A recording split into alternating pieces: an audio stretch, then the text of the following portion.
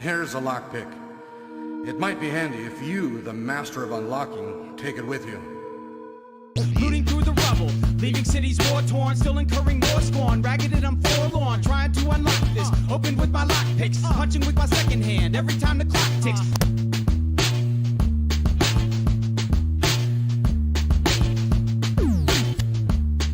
Alright, there you go. Alright, let's see how well we can do this. Ta-da! Alright. So, welcome to the live stream. Let me just check for the audio again, and I'll explain some things. Perfect, audio works. Alright, hi everyone. I guess we're going to go into apology mode like we usually do on these episodes. First of all, OBS had to update. That took a while. Because of course, when I'm on time and everything's ready, updates. The second thing is that for all of you who are looking forward to watching this on YouTube, I made the major error of, when setting up all the live streams, to forgetting to set it to the YouTube setting.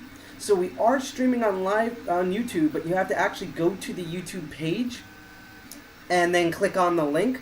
I'm going to reconfigure that video to be what our live stream preset was supposed to be. So I'm pretty sure there was a bunch of people like RSVPing on it. And then, unfortunately, let me lean this forward. Unfortunately, that I forgot to put it on the live stream preview. So it generated an entirely new one instead of where it was supposed to go. That was my fault, user error, da-da-da. I will reconfigure that stream with the proper tags and all of that in there. So, without that out of the way, welcome to the DCG 201 live stream. I hope you can all hear me. If there's any audio issues or anything, please let me know in chat.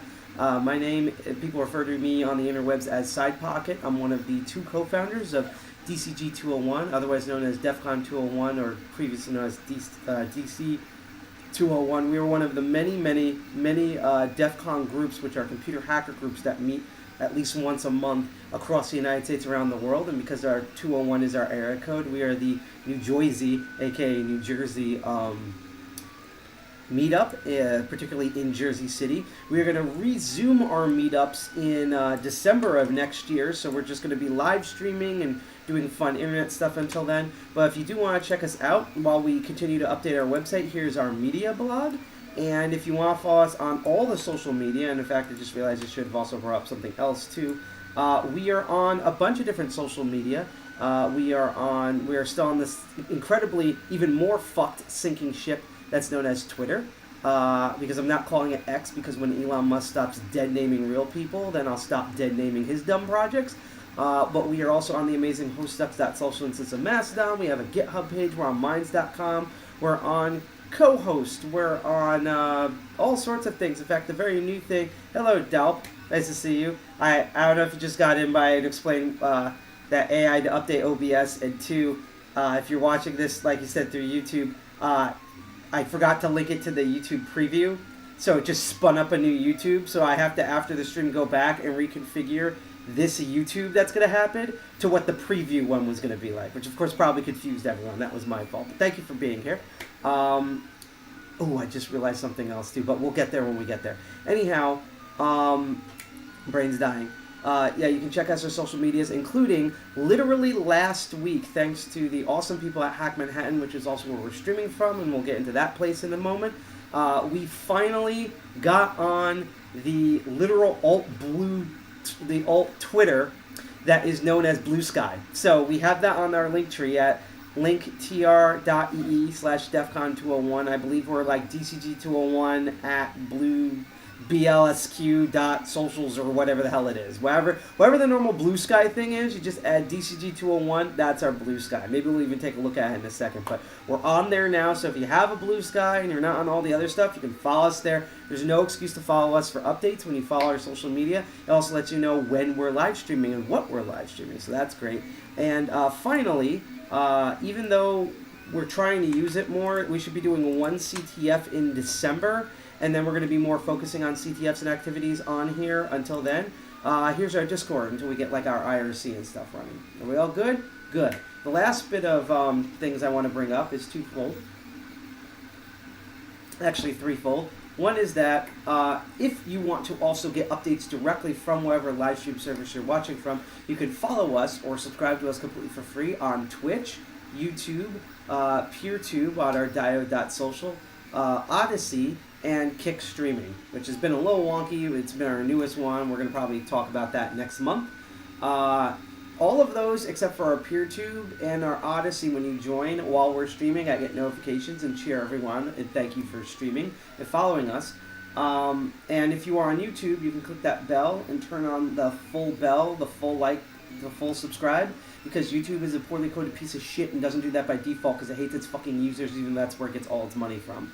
And Odyssey, you have to like donate some crypto thing. I haven't had anyone do that yet. We're supposed to get a notification when that happens. If you're on Odyssey, please do it while we're live streaming to try it out, so that'd be great.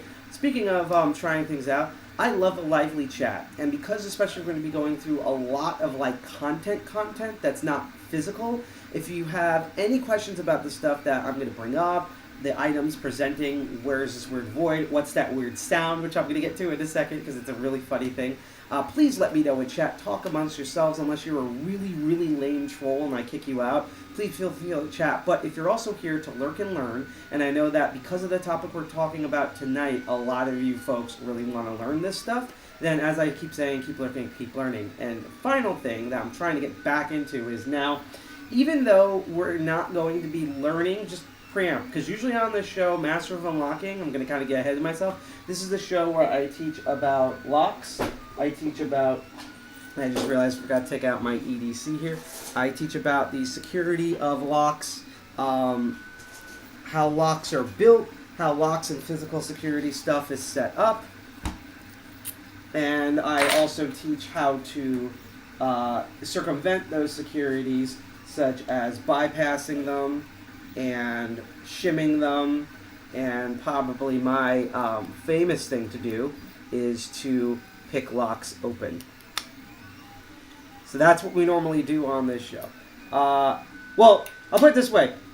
You are from Australia, so you're technically literally underneath us in terms of the equator. So you are already south under the bridge, so I guess that's fine. It just has to be cool and clever and not like lame stuff like spamming ads and, you know, dumb Elon Musk quips and shit like that. No smooth brain shit on this channel, let's put it that way. So even though we normally do that and we learn like a lock system or whatever, that's not going to be tonight's show. Even said that, because of the stuff we're going to be talking about, I still want to go over the 2 rules that the Open Organization of Lockpickers, aka TOOL, that's TOOL with 3 O's, goes through. Because even though I'm a TOOL member, and this is not a TOOL sponsored or endorsed or put upon channel, these rules still make a ton of sense. So whatever the hell you get tonight that I recommend, 1, do not pick locks that you rely on, and 2, do not pick locks that you don't own. I really shouldn't have to explain that, but I'm going to.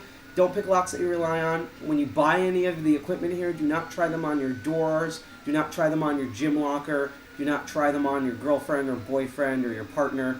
Just don't do it. Bad idea. You'll easily break locks, you'll break your tools, you'll break the tools inside the lock. The more you pick and bypass a certain lock mechanism, the more it's susceptible to those things like that. And then the second thing is kind of a no-brainer, but again, I'm an American, so I'm used to people having no brains. There's no such thing as common sense anymore in the United States and the UK in particular, and in Australian Parliament. Even if someone else has a shitty lock on their property, going over and trying to tamper with their lock is automatically trespassing in general, like just in the human mind concept.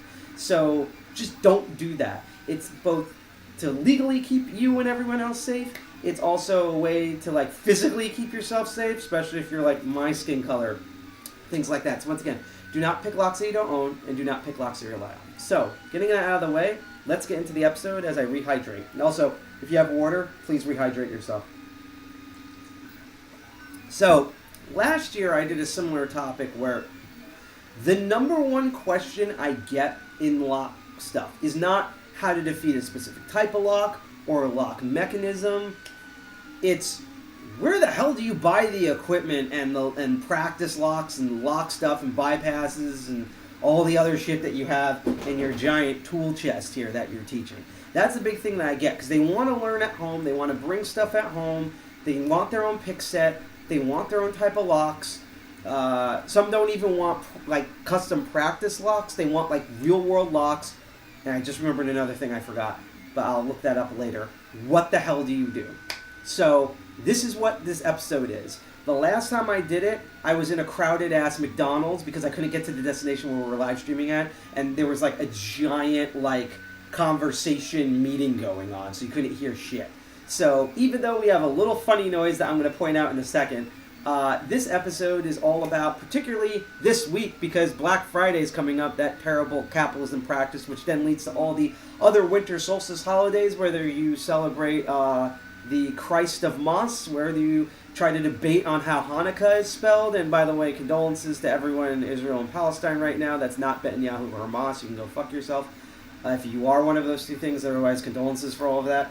Kwanzaa, if you're an educated non-Hotep person like me, or someone's graduating, someone passed the postal exam, whatever gift you want to get, Boxing Day for all of you terrible Commonwealth nations, whatever the hell you want to give a gift to for locks, this is what this video is for. So for 2003, this is sort of my overall, like, here's some of the stuff we're going to get into. Which companies sell lockpicks? What are the pros and cons of those storefronts? What individuals make interesting lock stuff? What other cool lock things can I explore? Are there more things on physical security? Maybe some good deals? Let's go into all of that. It's probably going to take a minimum of an hour. We're covering a lot today. So without further ado, and we're going to get a couple things out of the way. Actually, first thing out of the way, just want to pause for a second. You might be hearing a certain noise in the background. Can you all hear that? So next to me is a 3D printer, and normally it's not on during the live stream, but it's on. It shouldn't cause, from what I hear, any problems, but what makes it funny, and I'll show you the thing in a moment, is it sounds like Willy Wonka's chocolate factory in here.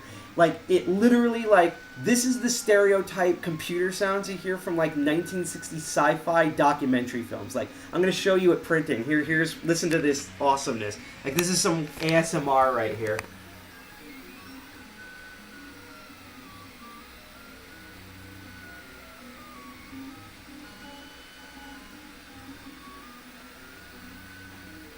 Right? Doesn't this sound like the Master Control program trying to defeat Flynn in the movie Tron? Like, you can hear the documentary voice guy from the 70s talking about Unix and how it's done to make, like, computers easier to use. So I just want to let you know, if you're hearing that weird sci-fi noise in the background, that's where that's from. So that's it. Back to, like, Nod trying to puke your guts out visuals. So now let's do one last bit of house cleaning and dive right into our today's topic. Also note, I have a lot of tabs open, so things are going to be very slow to load. Just put up with me, okay? So, this is the DCG 201 Medium blog. Because we haven't been having meetings for a while, we've been posting other stuff. Recently, there was, by one of the Hackman Hat members, was this amazing panel about surveillance that had the Amazon union workers, things like that. We also highlight other conferences and causes. We're probably going to post one about the Israeli-Palestinian conflict and what you can do as a hacker later on. But instead of like thinking about terrible stuff, let's go over to where I'm streaming from, which is Hack Manhattan. I'm going to post their URL in the chat. Oh, hi, DCG443. Nice to see you all out here. Thank you for stopping in. Again, we had some minor technical difficulties because it's not DCG201 without technical difficulties, but here we are streaming now. So Hack Manhattan is where I became a member in October, and I've been streaming from. By the way, I'm shocked that no one in chat has pointed out that every episode for like 2 years I've been wearing the same lock shirt, and I did change it. I did change it on purpose because I freaking love this shirt. I got this at Spencer's. You might be seeing me wear other shirts, including some of the shirts I'm going to be showing off, even though this is not lockpicking related, later on in 2024, so just take a note of that. The Hack Manhattan's really freaking awesome. Tomorrow, on Tuesday, and they do this every Tuesday and Thursday, they have an open house in where they're located in Manhattan of New York City. If you're in that area, or if you're from New Jersey, you just take the PATH train at 33rd and walk up a couple of blocks, turn around the corner. It's there on 37th Street between 6th and 5th Avenue. There should be a little welcome sign outside. You go in. If the door's locked, you just hit the buzz thing, and someone will buzz you in. The inside door's open. I'm probably not going to be there because of conflicting schedules, but next Tuesday, so next week on Tuesday, and I do this every second and fourth Tuesday at Hack Manhattan, I teach lockpicking, like what you see on the live stream, in person, completely for free, during the 7 p.m. to 9 p.m. open house. So, if you just want to check out the open house, we have one tomorrow at Hack Manhattan, on Tuesday, and then again on Thursday, and then next week on Tuesday, from 7 to 9, I'm going to be teaching lockpicking at Hack Manhattan on 37th Street between 6th and 5th Avenue in New York. So if anyone wants to learn lockpicking in person, sometimes I bring unique things that are going to show up on the next show's episode or things that I finished on this show. You get to see in person. Hope to see you there. And finally, one last thing, because it's just popped up in my head because I am incredibly stupid. So let's bring this up here. See how slow this loads, because I'm going to be... There's like 1 or 3 URLs that I forgot, and this is one of them. So, we are not doing a charity stream yet. Let's put it that way. We're probably eventually going to do one to help out the poor Palestinians. Like I said in the previous Master of Unlocking episode, I do have a friend named Catherine, who, like a personal friend of mine for years. Not a hacker, really amazing photographer though. And she has this really sweet, really awesome, but severely autistic son. His name's Oliver. And he's into slime, and he's into things that glows, and he likes kind of doing his own thing, very too cool for school type person. He needs a lot of dental work done. And that's normally not a problem. She has insurance. She's a working adult. The problem is because of his type of nonverbal autism, he needs to be anesthetically knocked out. And what that means is that the dental insurance does not cover that. And also remember, we're in the United States, okay? So what's insurance, right? So she's trying to raise through GoFundMe. I'm not saying it'd be amazing if someone donated like $4 billion, but even if it's literally $1 or whatever the minimum is on GoFundMe, you can get that. She also has a Cash App and stuff. I could probably post that later, I guess. But this is mainly the GoFundMe. Again, the whole thing is not going to be a live stream episode, but it would just help. And I also have it in the notes for all the streams of this GoFundMe, and I'm about to post it in chat right now. So if you really, this holiday, want to give the gift literally of giving and helping out a severely autistic child not physically suffer anymore that I personally know, here's the link to the GoFundMe. Donate a couple of stuff. The money that's already been going through has been helping a lot because I talked to her on the regular. And she didn't even ask me to do this. This is on my own volition of like, please help out Oliver's dental thing so he doesn't have to suffer. I'd very much appreciate that. Whether you do it live or in the future when I'm not streaming or whatever, that would just be great. So, let's get into today's topic. So today's topic is about buying lockpicks, lockpick training stuff, etc. So, we have a lot to go through, and I thought what I would start off with is simply the simple question of, are there companies that make this type of gear? And the answer is yes. There are multiples, and there's also different categories of things. But what I want to go through to very much start out, and I think it's a good position, is there used to be 3, now I'm going to argue 4 major lock sport companies out there. And they each have their own unique stuff, and they each have their own positives and negatives, okay, about what to shop for and what to buy. Let me read this a bit more. So that's what the first thing we're going to cover. And so the first of these 4 stores that I'm going to cover, just because it's the most obvious, is Sparrow's. Sparrow's Lockpicks. And by the way, at the end of the episode, I'm going to compile an entire giant list that will be in all the show notes for the recorded videos on YouTube, Odyssey, and PeerTube. So, Sparrow's, by the way, prefacing of all of this, all the products that I list, especially if I give them praise, I'm not sponsored by any of these companies. I'm not sponsored by Sparrows. I wish I could be, because that would help my life in this show a lot. But I'm not sponsored by Sparrows, any of their rivals, any organization. Even if I'm a member of that organization, you're going to see this when we get to Tool. This is not a sponsored show, so I get to be completely honest about all the products that I've either directly experienced or the companies I've experienced, etc. Got that? So this is literally all of my own opinions, all of my own, everyone has opinions, just like how everyone has assholes. This is mine. And yeah, so just want to let that to everyone know, in full disclosure, that just because for me, I own a lot of stuff from Sparrows, okay? I just own a lot, and here's the reason why. And Sparrows does have negatives, but here's the reason why. For me, out of all the companies that I'm going to talk about here, Sparrows to me has always been consistently like the median of the best quality you can get for the most affordability I can get. And that's why I'm starting off with Sparrows, is because I think they're a good, solid middle for a Locksport company, where then we can kind of like do like RPG stats on based off of this to kind of go forward. And so this is their website. They've recently redid it, so it's a little bit harder to navigate in my opinion, but it's also really snazzy. First negative I want to say right off the bat before I get into a lot of positives, their shipping has changed. So in the past when I bought stuff from Sparrows, they used to ship directly through United States Postal Service, and everything was great. I could get everything on time.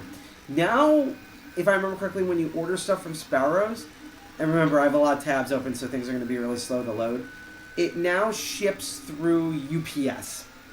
And I've had a bunch of problems with UPS in the past, and still do, including my favorite thing was when I had to, yeah, he makes weird lock stuff, we're going to get into that. By the way, before I go on, if there is a company or something or a person that I have not covered that you can buy shit from that I've not listed yet, or if you have a shop and you're a locksmith person or a locksport person, post it in chat. I will then cover it on the live stream. Okay? Cool.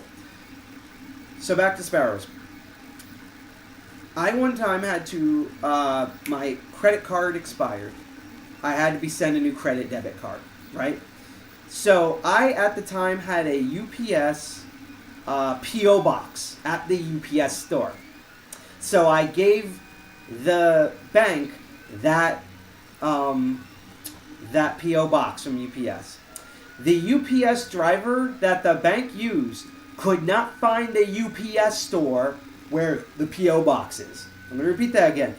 The UPS driver, the delivery driver, could not find my P.O. box, which was in a UPS store. The UPS driver could not find the UPS store. He literally could not find his ass with both hands. And that's when I just rage quit everything about UPS. I closed that P.O. box and everything. And unfortunately, if I remember correctly, Sparrows in America ships through UPS. So just be warned of that. Just like, it used to be super consistent with mailing because they use the United States Postal Service, which means it was a little slower, but when it got there, it got there. Now it's just a mess because of UPS. Just putting that out there. However, like I said, I've been using Sparrows tools for a long ass time, and I think they're a great median between the quality of stuff that you get. You're going to get like stainless steel, good tensile steel. Everything they have is between, usually their stuff is 20 thousandths of an inch. They have specialties that are sometimes that are 25 thousandths of an inch. They also have reduced thinner ones, all default at 15 thousandths of an inch, and which we might even see in a bit. They even have some rare ones that go thinner than that. But this is sort of like all their new stuff here. Unlike Halloween, see, for Halloween they do something really cool and make these lockpicks that are in the shape of like cool like Halloween stuff, like a tombstone and like a cleaver and stuff. For Christmas, they usually make like pressed metal ornaments that are lockpick themed, and then they make this thing that's based off of something that Lock Noob has made, and we'll get to Lock Noob in a bit. That are called Scrooge pins.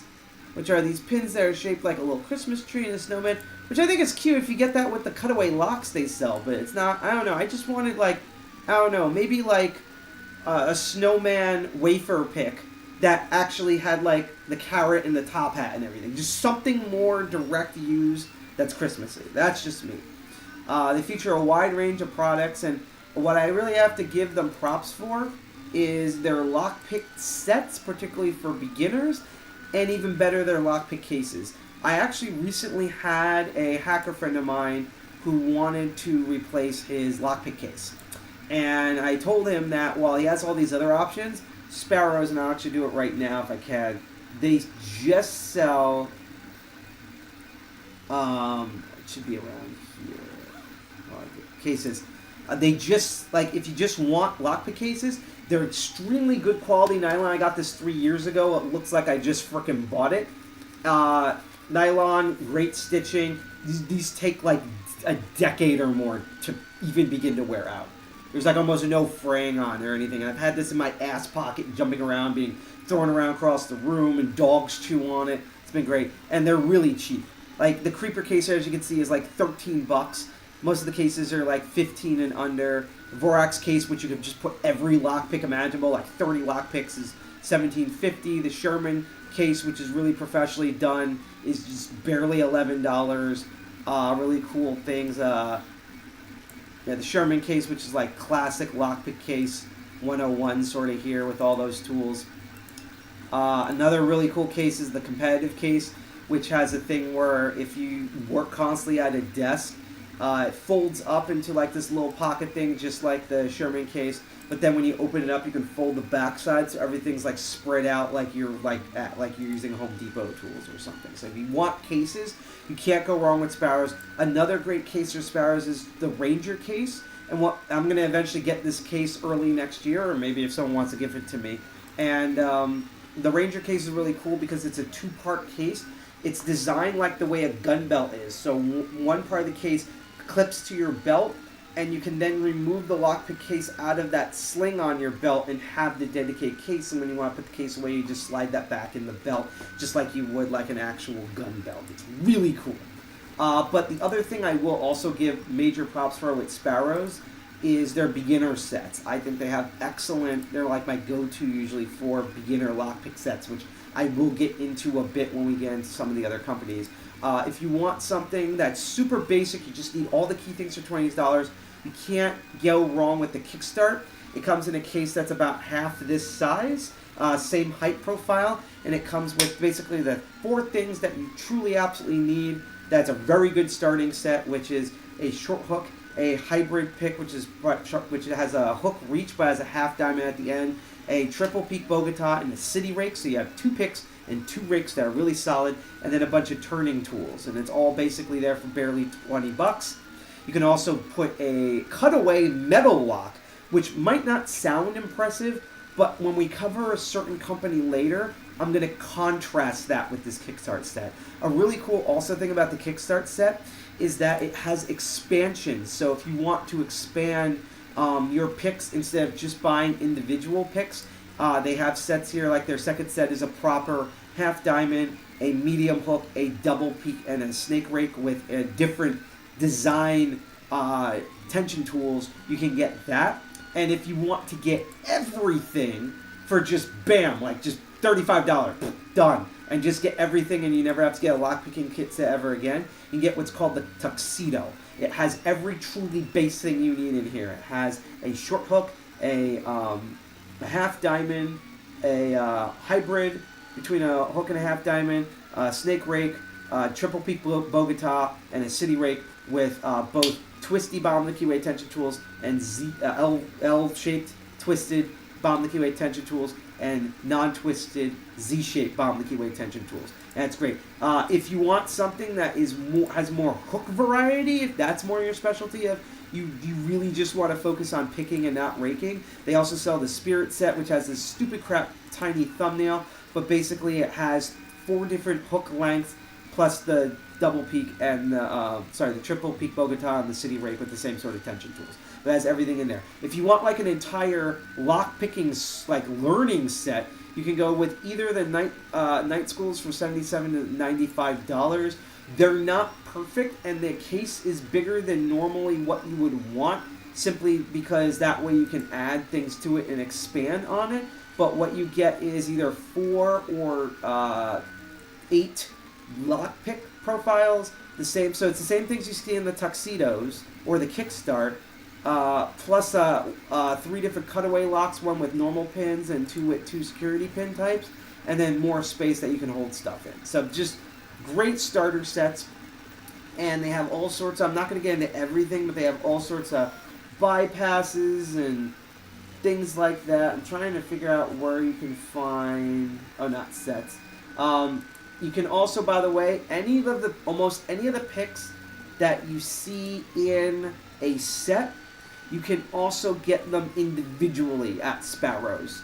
So they sell the short hooks individually with their shrink-wrapped handles, the steep hook, the SS Dev hooks, which we will get to the SS Devs later, all the different crazy customized picks. You can also, if you are a very hands-on person, you can also get DIY picks, which are basically the same blanks that Sparrow uses before they turn them into things. So you can get them at home, and if you have your own Dremels and saws and sanders, you can take this and make, so if you need great blanks that have the overall shape of a pick, so it's not just a flat sheet of metal, which we'll get into with that contrast with a different company, but you want to create your own picks, they sell great blanks. And a very recent new thing to Sparrows, I might add, which I think is really cool, is this thing called the Market. Now, a lot of this stuff sells out extremely goddamn fast, and we'll be looking at some of these, but basically they'll take people who are known to make custom picks and will sell them in limited quantities directly through their store. It's kind of like an Etsy for locks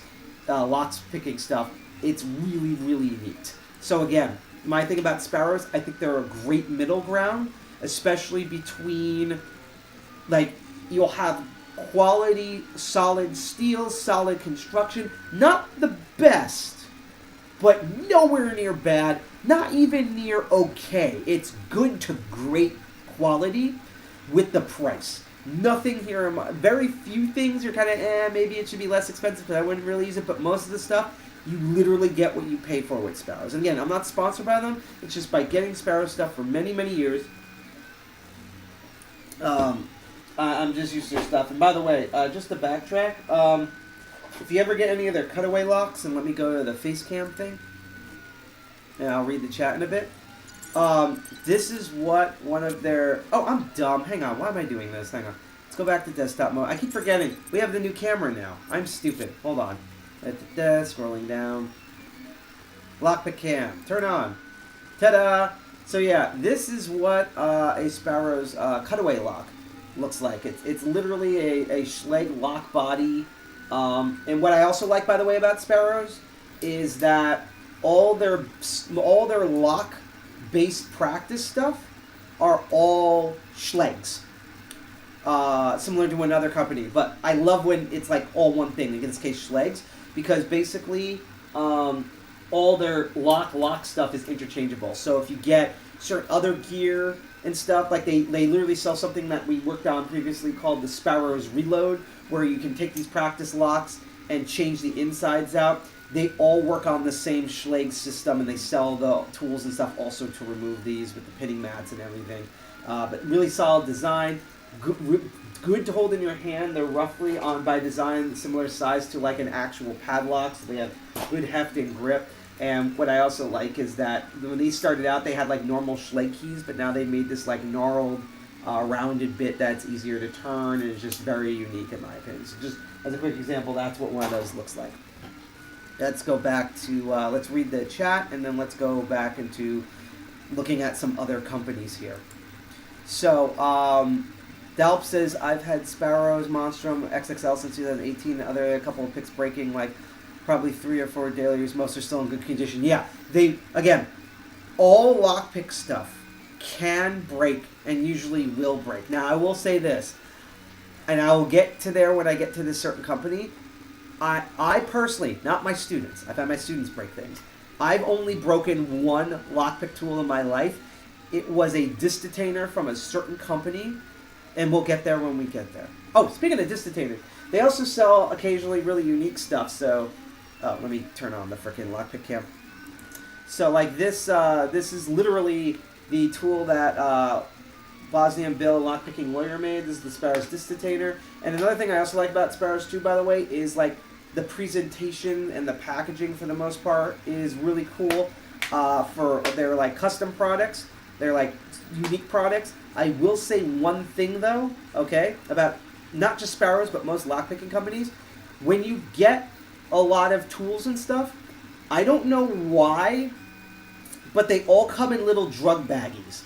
I haven't had problems with this yet, but I just want to warn people that if you just got lockpicking stuff and you're going through the airport or some sort of inspection thing or whatever, just be prepared to just be like, what are all these drug baggies for? And you literally have to show that they're lock stuff. I don't know why they're in little drug baggies, but a lot of lock stuff comes in like with those little tiny drug baggy Ziploc things that look like you store cocaine in there or something. Don't know why, just warning you when you order shit, just be aware of that. So, let's look at some other companies that aren't Sparrows. So Sparrows is one, okay, and I already put the link in chat. Let's go probably to the second thing everyone thinks about, which is Southord. Now, don't laugh everybody, because I've had a lot of people over the years say Southord is completely shit, that their stuff is useless, that it's poor quality. I will say this, while I think the overall build is slightly less than Sparrows, my first ever pick case that was gifted to me, and this is one of their pick cases, let's turn on the lock cam, was a Southord. And now I use this case. It's a really good standard case, even though it has its own flaws. I now use it to store a ton of other lock stuff, like all my bypasses and tools that won't fit and things like that in there. So my everyday carry used to be this case until I got the Creeper set. And my first tools were all Southord before I got Sparrows. So, maybe less build quality, yes, but it's not crap. And in fact, I'll tell you right now what to avoid.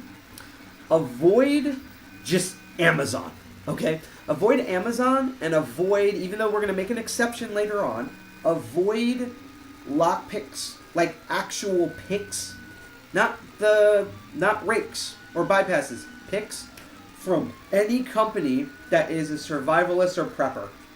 Because most of that stuff comes from China.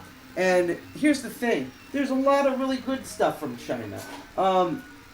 The Mr. Lishi tools, which we'll talk about the different companies where you can get these in a second, these are lockpick stuff that if you get them for the right keyway, you can insert them into things like this one's designed for Master Lock 1 through 5s, and you can go in and decode stuff. Mr. Lishi makes excellent stuff. There's a lot of really unique lock stuff they can only get in China that's really good build quality. But the standard picks, forget it. Just freaking forget it. I'm trying to see maybe where I put them. I think I left them out there. All the practice stuff that my students use are freebies from China that I had to take sandpaper and sand them down for like 10 minutes just to get them in the lock and usable. They usually are terrible steel quality. They're non-tumbled, so they have sharp edges, which not only will catch in the lock, but literally some of these picks are so steel press shipped out immediately that they can actually cut your skin or abrase your skin. Poor quality handles, just all around bad quality. So standard lockpicking sets, especially if it's like standard set with clear lock from Amazon or a prepper, don't do it, okay? Just don't. You'll notice the Chinese ones because I think they all come from the same manufacturer, so you'll eventually be able to visually see, oh, these are those crappy ones from China. And again, it's not that, because we're going to get there in a bit, that everything from China and lockpicking is bad. It's just that that's the worst place to get it. And so Southord is way above that standard. Now, they also sell their own picks, and they sell their own pick cases. Let's see if we can find some unique stuff. So first of all, lockpick cases, okay? So they sell snap and zip over ones. And I'm probably going to use their search function in a bit. But unless something's changed, Southord is the only place, let's see if I can search for it, Maybe they change. Yeah. So they're the only company that these sets, you can either get them in leather or get them in imitation leather. So if you have a problem with, if you are a vegan or you just have a problem or maybe even an allergy to actual leather, you can get them in fake vegan leather that's almost indistinguishable from real leather. So they're the only pick company I know that does this. I mean, you can also just get a pick case from Sparrows and it's all nylon with natural fibers, so you don't have to worry. But I'm just putting that out there.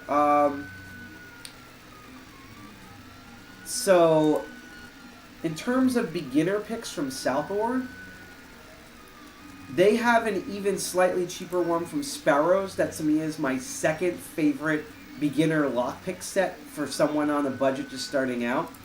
It has a short hook. It's hard to see here, but a short hook, half diamond, a ball rake, which allows to pick and rake wafer locks, because there's always an argument of putting wafer lock picks in something just because most people don't encounter them, but depending on where you are, like let's say you work in an office, you probably encounter a lot of like cabinet locks and things like that, or car stuff.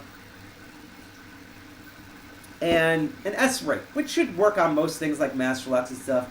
2 base turning tools, and it comes with a PDF of a book called Easy Pickings, which is a nice visual reference tutorial. Used to be cheaper at $16, it's been bumped up to $18, although most places have had their stuff bumped up in price overall. So that's just that's my like second favorite beginner set. I also have a third and fourth, and we'll get there.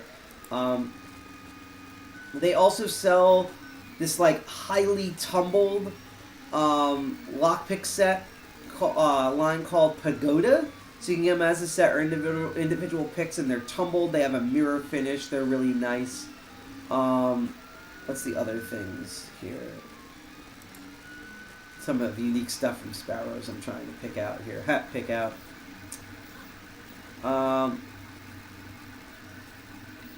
Universal gas cap key. I've never seen one who really needs the Schlage wafer pick set. I don't use it. They also finally sell cross rakes, which we'll get into later. So that's kind of neat. And finally, if I can find it here. Let's see. Tension tools. Here we go. So, something that I've been wanting forever that I think is really cool that they sell is the locksmith tool in a box. So if you're really lazy or you're unable to make a door lock wall where it's the door locks, right? It's the door locks, lock cam, these, but mounted onto a piece of wood so you can actually, instead of holding it in your hand like a padlock, you can actually pick it like if it was installed in a door. Let's go back here. This is a great alternative for that. It's a little pricey. Comes with some picks, the keys for them, and it goes from 2 to 5 pins, and this nice, sturdy wooden stand. And also, if I remember correctly, all of these are repinnable, so if you want to make them into with security pins or more pins, less pins, challenge locks, you can do all of that there. And, which we'll get into a bit later, they also sell, I don't know who watches a DVD on lockpicking, but they also sell like books and PDFs of those books. So just putting that out there. So that's Southord. Southord, I would say, cheaper usually overall. Doesn't have as much variety of stuff. Also, their jackknife's really cool, which is like a nice pocket.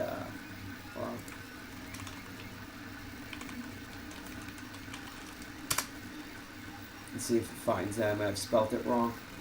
Yeah. So this is like another thing I've always wanted. This is like if you don't want to carry an entire pick case. This is like on like it looks like a Swiss Army knife, but it's all lock picks. We're gonna get into that when we cover the fourth company that we're gonna look at. They also make a great one of these. So not as much variety. Couple of unique things. Cheaper, slightly less build quality. Overall, solid company. So that's the third big one. So now that we've gone cheaper with less build quality, let's go in the opposite direction and go to the number 3 company people think about, Peterson's. So, a lot of people have different opinions about Peterson's, both positive and very negative about the man himself. But he does make really good quality picks. I'm going to tell you about the caveats of these picks. So first of all, they have their, okay, you ever gone to Rutt's Hut in New Jersey, or even better, like an In-N-Out Burger, which is my condolences. And you know how, like, at the In-N-Out Burger or Rutt's Hut or whatever, they have their own language to all the food in the restaurant? Well, guess what? Peterson's uses his own goddamn weird-ass terminology for all of his individual picks. Nobody knows why. Nobody knows why. Nobody knows why. I don't know why it's taking forever to load. Nobody knows why. So instead of like a short hook, he calls the short hook hook 1. He calls the city rake the L rake pry bar instead of top of the keyway turning tool. Just weird shit, okay? The thing about Peterson's, though, really high quality handles, especially for comfort, both plastic and even a more expensive rubber handles, high quality insane steel, and perfect pick design. Except, to be fair, he builds an Achilles heel in them. I don't know why. That little notch that you see at the bottom, like it's solid and then it dips in a bit before it smooths up with the rest of the handle.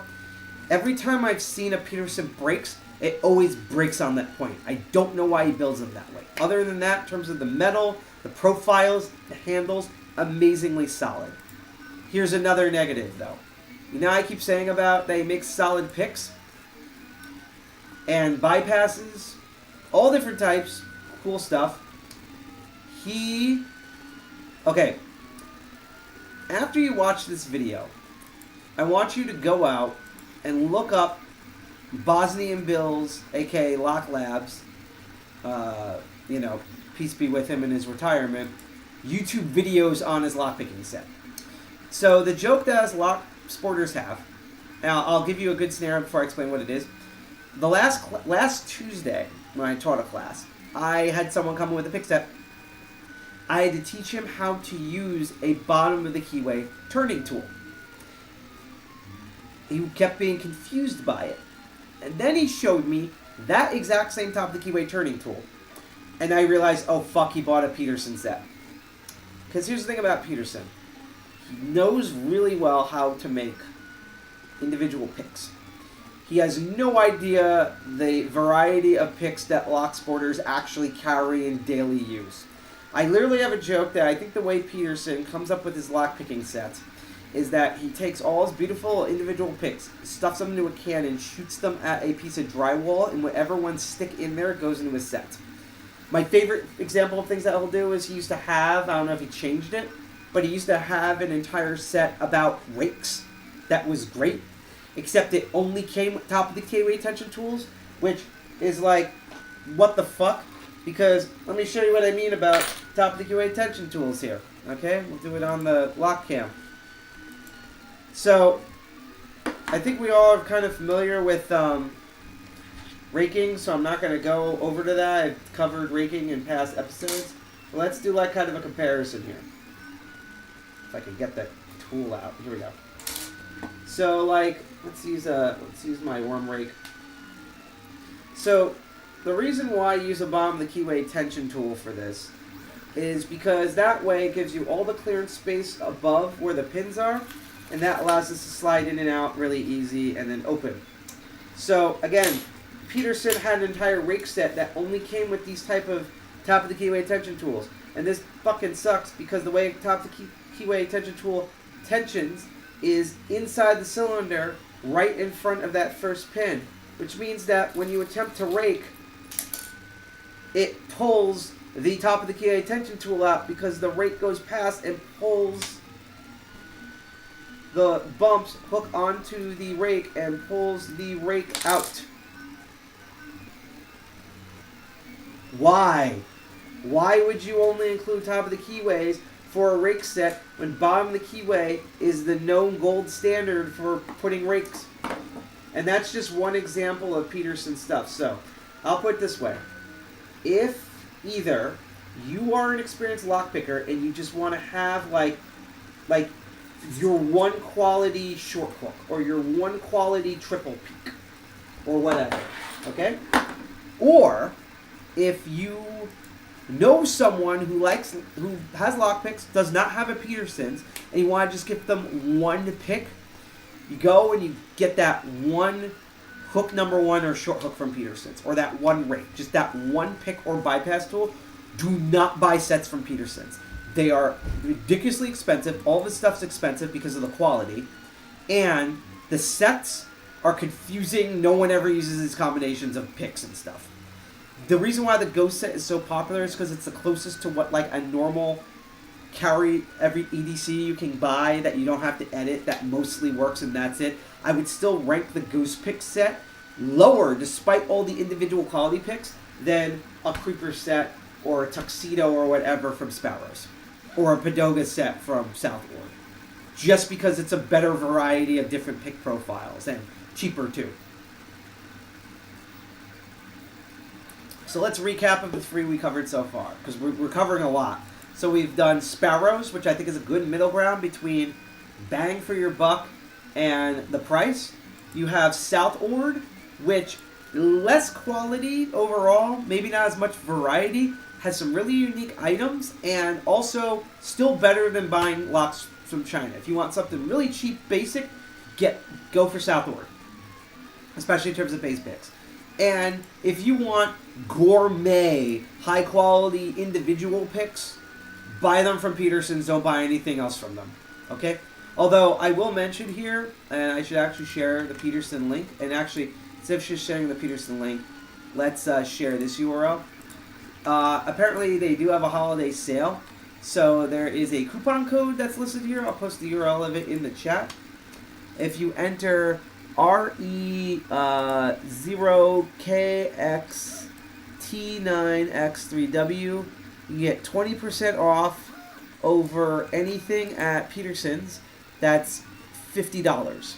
Which, considering how expensive most of the shit is, if you buy multiple lockpicks, or God forbid you actually buy an entire set, you're going to easily hit like 3 times as that. So, at least that's a decent thing he's doing. So we've gone middle of the road. It's like Goldilocks. We've gone from just right, too cold, aka Southward, to too hot, Peterson's. The thing is, there is a rising star of lockpick stores that has entered the ring.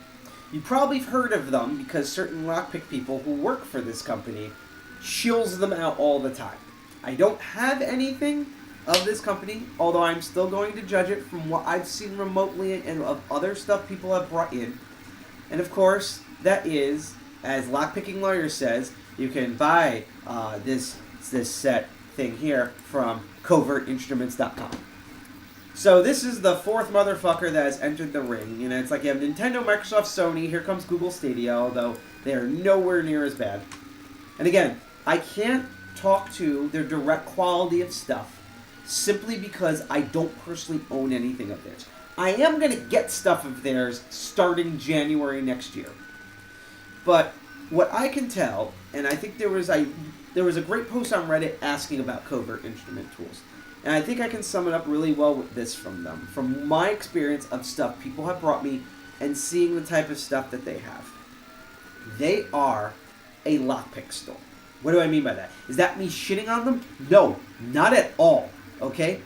I will say that every single physical thing I've seen brought into me, great build quality, beautiful presentation, sometimes perfect price, sometimes feel it's a little too expensive. That.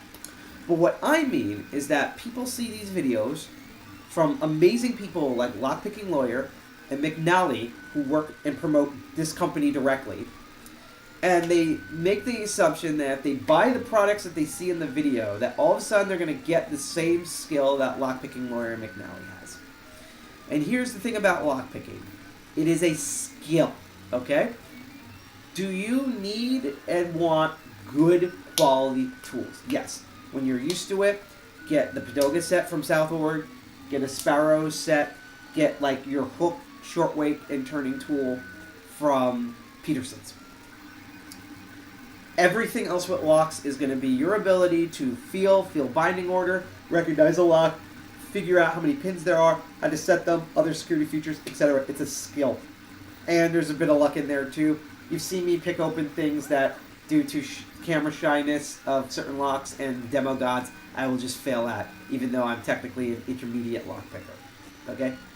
That's just what it is. So do not buy anything from Covert Instruments. Do not fall into the sales pitch thinking that all of a sudden you're going to become a lockpicking lawyer or McNally, or as Omni-Man says, that this is what you're going to have to emulate to get 1/20th of their power. But if you want decent, solid stuff, they do have some stuff in here. Now, their most famous thing that I'll probably show later because it's not on this page is they have this type of jackknife system that particularly Lockpicking Lawyer has really popularized because, a little bit of history, his personal everyday carry for a while was a set from another org we're going to get into next.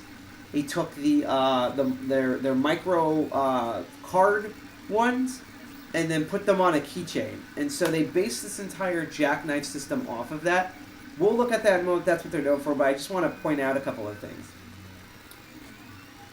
If you want something where it's just a plastic simple tube, but 3 really good quality lock picks and just a clear lock for you to doodle with or just to have in your set, the FNG for like barely $10 I think is good. If you just want a insanely good, like Peterson quality from what I've seen, short hook and a sinusoid wicked weave with a solid bomb with a keyway tension tool, and then a fun, like actually get a padlock or training set, don't get one of these. This is great. This is excellent for how little money you get. Could it be better? Yes. I think it should have came with a really cheap Schlage refillable cylinder, which they do sell on there for kind of inflated prices. I think that would have been better because you have one lock that, with the task of repinning it, you can at least have an infinite practice lock with these tools. But, because again, they probably threw in the clear lock just because a lot of companies, when you get lockpick sets, especially from China, even though this is not from China, they throw in that clear lock because they're so cheap and easy to make. It's basically the free toy that comes in every Happy Meal. But in terms of the price of getting 2 solid good picks and a turning tool, under $10 before shipping, holy shit, that's amazing. I'm not going to get to the Genesis lock set yet because we're going to get there when we transition to the other store.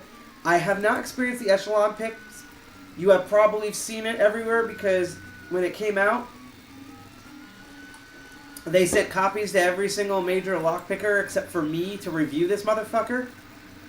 I have no opinion on it because I haven't used it, so I just follow those reviews until I inevitably get this and cover this on the live stream. I will say, though, I like the pick. Sorry, I like the case. The case looks fucking amazing, and Covert Instruments also sells cases. And one thing I really like about their cases is that in addition to being solid cases, instead of using flaps or Velcro, which is really noisy, well, this is worn out, but yeah, which is not as noisy as this Sci-Fi 3D printer, but is noisy if you're trying to be covert. All of their cases are magnetic. It's very silent, really good quality, shockingly cheap. They're normally slightly more expensive than Sparrows at $18, but right now, because of Black Friday is coming up, they're on sale for $12.50. So if you want cases that aren't Sparrows, that are really high quality, go for Covert Instruments. I would say is my number 2 in terms of that. Let's look at some other products they have, if I can open the freaking tab because everything's running so slow. I also want to remind once again that if you like the content that you see so far, and we're like 1/5 of the way through, we're going to blaze through everything else. This is probably most of the time we're going to be covering for storefront, so just bear with me. But if you like, you can, for free, follow and subscribe on Twitch, YouTube, Odyssey, PeerTube, and Kick streaming.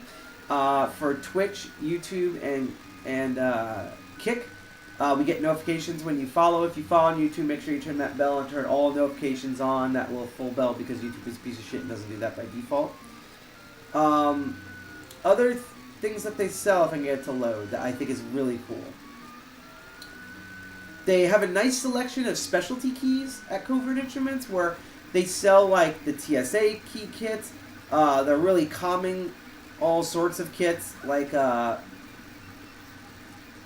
access control key kit, which is a variety of default keys at their default shear lines of just like the most common access control boxes for commercial buildings for like telephones and things like that. And another thing that I like, come on. Stop being slow. I have a monster PC. Why is this being slow? Why does covertinstruments.com hate the PC Master Race? What's going on here? Oh, I'm just only going to show one just because it popped up. They have really, if you do not have a friend or a mentor like me that makes like cutaway locks, they make amazing where they take like commercial good solid locks, especially ones that have real security like American locks, and they do beautiful Dremel work. So not only can you see the pins and everything in there moving, you can also see the actuator and the core, and it's just beautiful. They have these for American locks, they have this for Avises, they have it for a bunch of different things. And last but not least, if I can get the fucking load, I'm going to go for their, like, the most famous thing that they have here. Let's see. Where are you? I know you're here. Oh, you can also get leashes, by the way, from here. Where are you? Come on. I know you're here. Where? Oh, come on. Really? Are we going to do... So I'm having a website problem with Covert Instruments where I guess because of the lag is so slow, I can't get the product tab to properly open so I can look for this. Maybe it's on their main website, but I want to just show that jackknife product thing that they have just because every time I've seen someone bring Covert Instrument tools, they never have any of this other shit I'm talking about. They always have their carry-on jackknife thing that's basically the mascot of the store. I want to see if I can get load. If it doesn't load, I'm just going to skip it and move on because we have a lot of stuff to go through and we're going to breeze through really goddamn fast. Let's do some rehydration here. Oh my god, why is this so slow? Covert Instruments, you need to make a low-grade version of your website that actually runs on like legacy machines and shit just in case like live streaming and this type of shit happens. Like, for real. Double checking my quality. Okay, we are good quality. Come on.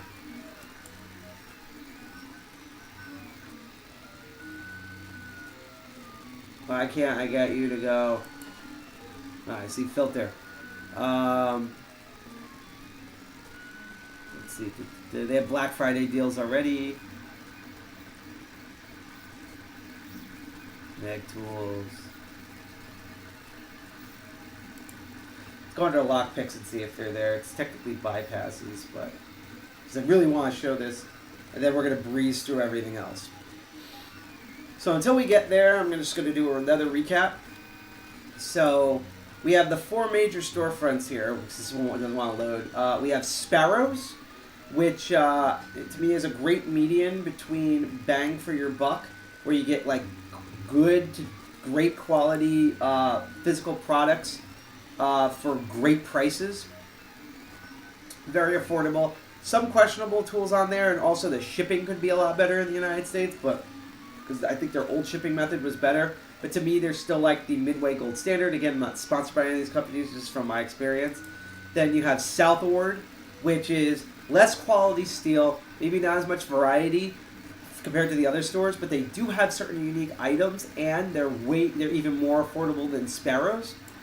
And then you have Peterson's, which is the opposite scale, which is super high quality lock picks, but they make terrible EDC pre-built carries, so cases, they're terrible, and also expensive as fuck. And then last but not least, we have Covert Instruments, the new kid on the block, where again, I don't have a direct experience from them. Really trying to get to their thing here, but it's not letting me load because I don't remember the name of it in order to look it up. So I'm kind of lost here. It's like going in alphabetical order for some reason. What is this thing called? Because the menu doesn't... Oh, wait a minute. Oh, here we go. I'm dumb. Let's search for it. Can the search pop up? Please? Please, stop with this bullshit, please. Wait a minute. What? Alright, you know what I'm going to... Oh, here it is. I'm dumb. Let's click on it. So, they make certain unique tools. They seem to have really good build quality. A little pricey. Some of it's probably worth it, some of it isn't. but just note that just because famous lockpickers like Lockpicking Larry McNally use these things, that does not mean you're automatically going to be as skilled as them. These are all tools. They're good quality tools, but they're tools. And most of lockpicking, once you get decent tools, are all about skill. Also, Covert Instruments makes really beautiful Dremeled locks. This is probably their most favorite thing. There's Covert Companion. Again, it's a jackknife product that's dual-sided. There's a lot of different things on it. It's based off of Lockpicking Lawyer's own personal carry. Has a bunch of co-picks, which I feel like McNally and Covert Instruments kind of oversell and overuse, even though they are useful and are good quality. You have variety here. You have picks, you have rakes, you have auto jigglers, you have wafer lock bypasses, a shank knife, and they also sell expansions for them. The last thing that just actually that popped off the top of my head here, and this has been a bit of controversy, and then we're going to move on. So they now sell, Covert Instruments sells these things that are called tags. I'm just going to read what they wrote here. The love lock that brought you here has been picked open. These shackle tags are placed by our community as part of cooperative security awareness campaign. The lockpickers personalize their tags and showcase their skills by picking as many locks as they can. For each tag that gets placed, we donate to a charity that cleans up a pound of trash per tag. Look around, you'll notice that some locks have way more than others. Picking a lock is easier than you might think, but not all locks are the same, blah, blah, blah. So you can buy these tags where you can customize it, and then you put it on the shackle of a padlock, and then you can stick it, or you can gift it, and it's tagged by you. And when you donate these tags, the money goes to charity for trash cleanup. And now they've been doing these things called golden tags. And you may have seen this on their social media, where they'll take a lock, and they'll record a video of them locking it somewhere with the tag. And then if you can find it and pick it open, that lock is yours. You win a bunch of prizes, things like that. And you have to record yourself doing it. Right now it's going okay, but I think anyone with a brain can start seeing kind of the problems with this. First of all, I don't even know where Covert Instruments is based, so when they show these videos, I don't know if they're in New York, I don't know if they're in Chicago, San Francisco, Seattle, fucking Daytona. No idea where the fuck. Like, I don't even know what region they're in, so good luck for me trying to find one of these. But two, I don't know. There's already a controversy of love locks and just sticking locks on random places, and again, violating the two rules. That is an issue of just like, you know, adding more of just locks to the public. The other issue, again, is TOOOL, and I can show it later, has a great section that shows a map of the entire United States and the laws for picking locks in those states. Most states is good, except for Tennessee. I don't know why. But as I tell my students, the legality that you... And I'm not a lawyer, by the way, okay? Just put it out there. I'm not a lawyer. This is not legal advice. But the thing about lockpicking tools is that you need to go in knowing how people view these tools in general, in the general public, which also colors how police and enforcement people view these tools. And similar to a lot of police stuff, even if it's legal where you are, like it is in New Jersey and where our group is, or Hack Manhattan, which is where, you know, New York. It's all about what you're doing when you have these on you. So I'll give you a great example. Let's say, you know, you're out, you've been gardening, and then your alarm goes off on your phone, and you're like, oh, shit. Yeah, I forgot that, yeah, my daughter's soccer game, my daughter's softball game is now over. So you pack everything, you get in the car, some police officer, let's just say for sake of argument, he's actually a good police officer, and it's, yeah, hashtag ACAB. Runs your plate, just wants to make sure nothing's wrong, pulls you over, figures he gets out, asks you, just see the registration, just double check. But as you're giving him the registration, he peers into your back seat, and he notices that you have a baseball bat, a shovel, and a bag of dirt. What do you think he's going to think you've been doing or are about to do? Yeah, it's now escalated. Even though the circumstances of you gardening, baseball game, just seeing those three things together, what do you think? Same thing with locks. If you are in an area where, like, they're doing drug busts or, like, you know, they're just checking just random bags, or what do you call it? Or like police are there's like a burglary in the area, like a APB on burglary or whatever, and they search you down. They find your smokes, which is fine. It's legal, They find your Nintendo Switch, but then they find a set of lockpicks on you. What do you think the police think you've been doing, or are about to do, or you're going to do? Yeah. So just that's the thing. And again, Covert Instruments and other lock pickers and lock sporters putting tags on locks, sticking those locks, even if they get permission to stick them there onto a building. You just some random person is trying to pick a lock on a fence at 3 a.m. that day, and the police roll by. What do you think they think is going on? Even if it's just on a random piece of fence. Again, violation of rule number 2. They're going to investigate now. You've escalated it. So, while everything's going smooth now, there was a whole controversy, which I mostly agreed with, of this sort of stuff. Just because, especially in the United States, especially with how police officers are in general, never mind the United States, especially for brown people like me, it can easily go horrifically wrong. So I really hope it's smooth sailing, but just be cautious if you end up picking one of these tags from Covert Instrument or you start doing these sort of games. Okay? Just putting that out there. So, quick recap, and then let's go on with everything else, because we just got through all the storefronts. So, there's 4 major storefronts have been Sparrows, middle of the road, you get what you pay for, good quality, good money. Southward, less build quality, less variety, unique items, really affordable. Peterson's, super high quality, super comfortable, really fucking expensive. Peterson's has no concept of what kits are, so just get individual picks. And Covert Instruments, new kid on the block, solid stuff. Some stuff might seem to be overpriced. A lot of things are overhyped. Questionable tag system. And note, I don't own, unlike the other 3, I don't own anything from Covert Instruments, so I can't make comments of individual products or just them directly. Hopefully, starting in January, I'll get some stuff from Covert Instruments. And by the way, if anyone from Covert Instruments is mad at me for any of the stuff that I say and want to just dead-ass prove me wrong, DM me. I'll give you my address. Send me some of your gear. I will review it on here. And I'm not shitting on them. Buying stuff from Covert Instruments is as good as buying stuff from Sparrows, Southward, and Peterson's. In fact, I would rather buy you stuff from Covert Instruments than honestly from Peterson's. That's just my personal opinion, okay? So I'm not saying Covert Instruments sucks. I'm just trying to do all the positive and negatives. Again, Sparrows, why they changed their shipping? It was great. Now it stinks. All the places have pros and cons, but those are the current major 4. Let's go into some other storefronts that most people don't think of with lock stuff that you can get unique stuff. Starting with the Open Organization of Lockpickers, aka TOOL. This is the guild I'm part of. They're going to be voting soon.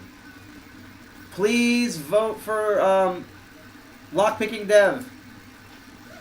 It's good. He's really cool. But yeah, they sell their own equipment. And remember that Genesis pick set? It is very similar to the Necessary 9 pick set. And note how that Genesis pick set was what, like $50, $70? You can get it from, it's sold out right now, but it goes back in stock. You can get it from TOOL for $25. You actually get even more picks and some Bomb the Keyway tension tools. Doesn't come with a case, but it's that cheap. Same build quality, same profiles, I should say. Except maybe the half diamond is bigger than the one at Covert Instruments. So yeah, just putting that out there. What I mean about overpriced. So a lot of the same stuff. You'll notice that a bunch of stuff is sold out, unfortunately. And that's partly because when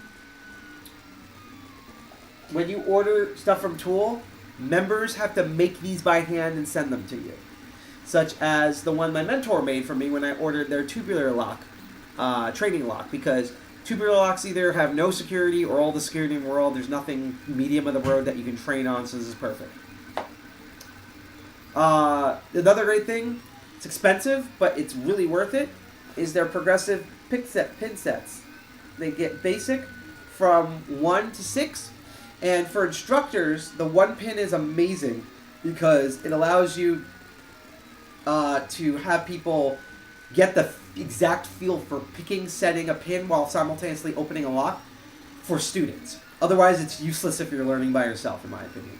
They also sell a 1 through 4 of spool pins. And by the way, going back to Covert Instruments, I forgot to bring it up. Covert Instruments also has this. I wish they would sell this separately. This amazing training lockpick thing. It's like this plastic brick. It holds lock cylinders in there. It's around the same price for a tool progressive set. It's like $100 roughly.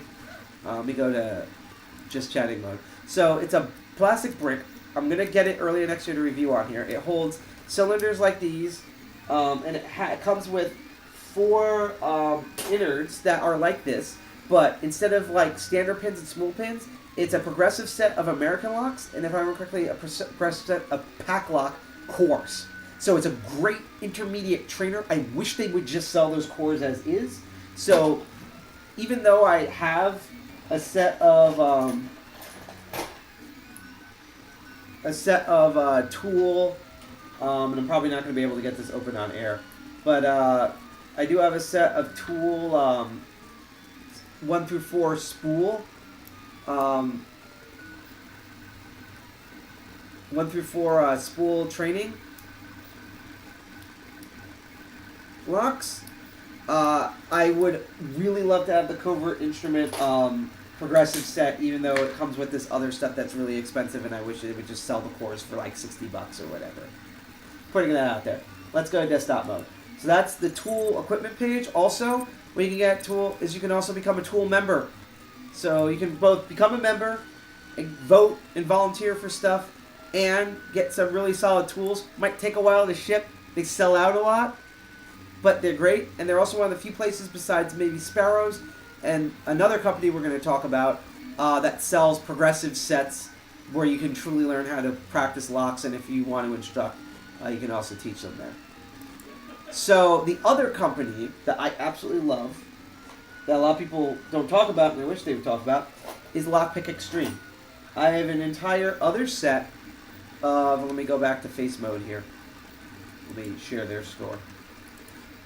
I have an entire progressive set, 2 through 6.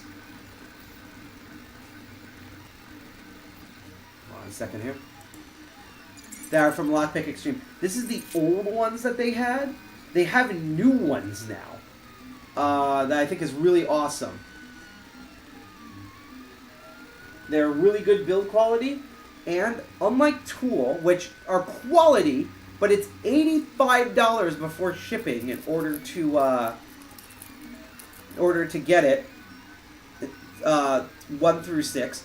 You can instead get a 2 through 6 from Lockpick Extreme for like $40-ish. Let's go back to the page. Yeah, you can get the practice sets for $35, but shipping it's literally $40. They sell repinning stuff, which is going to be very useful for me later on. And you can get entire training sets. And remember also that Genesis set that was like $50 to $70? Same profile set. And it's not sold out like Tool. Comes also with these amazing terminal tools that are color-coded to their width. For between $29 to $44, depending on what you pick. It's still cheaper, way cheaper than Covert Instruments, which is the same picks, and you get more picks in here. Also, you're probably wondering why this pick looks similar to the Necessary 9 pick set from Tool. And that's because Lockpick Extreme is done by Christina Palmer and friends. And Christina is one of the most major ladies in lock sports, in lockpicking ever. One of her claims to fame is she standardized all the pick profiles. So if you have a lockpick, all these profiles that you know, like the City Rake and the half hybrid diamond, the worm, the Bogota, she standardized those. Otherwise, we'd have crazy, wildly different locks. So she's amazing. And she makes really good quality stuff, Lockpick Extreme. They also teach at various cons, like B-Sides, and probably their biggest convention is because they're all ladies at this lockpicking thing, they teach at the Diane Initiative, which is basically basically it's DEF CON, but it's all women. I know I'm really simplifying it, but they are really awesome. If you're ever around during Hacker Summer Camp, go to Diane Initiative. It's cheap. It's usually a day or two. Awesome, unique shit. Really amazing people. And the other thing they sell, even though it's constantly out of stock, is they sell lockpicking jewelry that's really unique. Sparrows has like cufflinks, which are cool, that also are handcuff locks.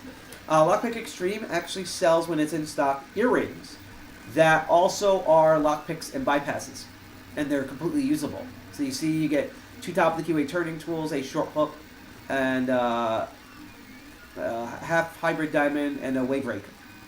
So yeah, and I actually one time I had a student who had those earrings. They had the older ones, and she was like, "I've always wanted to do with the earrings," and so she came to my thing just to do that. And I got my practice stuff out. She took her earrings off, picked all the locks there. It was really excellent. So that's Lockpick Extreme, another gem of a store that most people don't think about outside the Big Four. The new kid on the block, just for me. I know this person's been around, but they've been new and they've gotten really popular because probably seen reviews of these. Is Jimmy Long's. Good old Jimmy Long's has now a store, and he makes these unique lockpick handles, which are like giant, thick Peterson type handles, but they have this like circular boom design that supposedly is easier to grip if you're holding them from the sides. Although personally, I usually hold mine at the tops and bottoms, but you need that side grip. That's the type of stuff that they make. So this is their sort of stuff. I believe, if I'm not correctly, they don't come in cases. There's just the picks, and they have different varieties of profiles and stuff, mainly hooks. Just a really cool store. Definitely check him out. Also, he has his own like YouTube and Instagram and stuff. So, let's look at some even more odd stores. Let's look at Bare Bones Lockpicking. These are from, it's funny, I don't know if Dalps is still in here, but these is your local Australia, because I'm terrible with these type of accents. They're from Australia. If I remember correctly, they do ship internationally. They have cool resources and stuff. They sell challenge locks and things.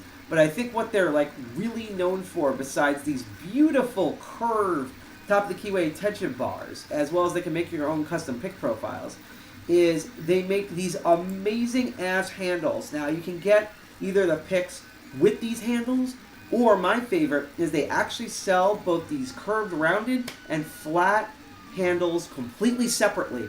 So you can take any existing metal pick and slide these sort of handles on. They look beautiful, they're fucking huge, they're really good to grip, and that's great because I'm definitely be ordering them in the future, because even with Sparrows, very thin profiles, I've had a lot of people, like your hands normally cramp when you lockpick over time, but I know a lot of people who they just can't learn lockpicking because they can't really grip really well because of how tiny or thin or non-existent the handles are. And so I love this. I love that they sell the handles separately for existing picks, and like, especially like the only other comfort type handles are Peterson's, and that frickin' sucks because they're expensive. So cheap, like Peterson, like grippy type handles, but cheaper. Also cheaper build quality, but still solid. And like so if you need like picks or handles for picks that are accessible, Bare Bones Lockpicking from Australia. Excellent, excellent, excellent. There's another store that I've ordered from in the past, so I'm going to make a warning about them, which is Goso. Now, this is a Chinese lockpick manufacturer. They make all sorts of stuff. Do not get standard picks from them. They're terrible. Only get the 24-piece set if you're interested in automotive locks. They're also terrible. They have this bread handle grip, which is dumb because, so in Asia, in a lot of Asia, the locks are done. Let's go to the lock cam here. In Asia, the locks are done, like normally you see locks set up like that, with the key pins at the top. They have theirs where the key pins are at the bottom. So the curves on the bread handle are at the bottom because the point's at the bottom. So this is, so this is easier to do this way when they're at the bottom. But if you have an American style, the bread grips are now on the top, and because of the way you hold them, it makes it useless. I know people who've literally stripped off the handles of those Gosu ones and made them upside down just so in America they can pick most locks normally. Oop, wrong video feed. Here we go. But they do have decent prices, really unique stuff, and I don't know if they still have it. I could search for it. Well, let's try searching for it. Shit.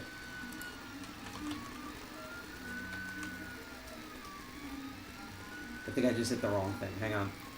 While this is loading, by the way, if you like the content that you've seen so far, you can, for free, like, share, and subscribe for us on our major streaming platforms, Twitch, Twitch, YouTube, Odyssey, PeerTube, and Kick. If you follow us on all of those except for PeerTube and Odyssey, while we're streaming, we get notifications. We can cheer you on. When you also follow us on there, you get also notifications when we go on the live stream. You don't have to follow us while we're live. It's just a fun thing to do. And also, if you have any questions, by the way, about any of the products I brought up, disagreements, things you want to mention, wondering where these sci-fi noises are coming from, what's on my shirt, just ask in chat. I love a lively chat. Otherwise, as I always say, keep lurking and keep learning. So, thing about Goso also, they're the only company, and I've looked everywhere. I literally looked everywhere, where they sell a bunch of transparent locks. Some that even I can get here, which we're going to look into one company that does it. Like, they used to be the only company that had cross-pick clear locks. You can get them now. I can get them locally, not from China. They're the only company that sells a transparent multi-T lock so you can see what you're doing. I am going to get this one day. But warning about Goso. Not only are they from China, but they also use their own shipping platforms outside of other countries. So you're not going through UPS, you're not going... It's a Chinese shipping service. What does this mean? This means that when you order something, it has to go through customs.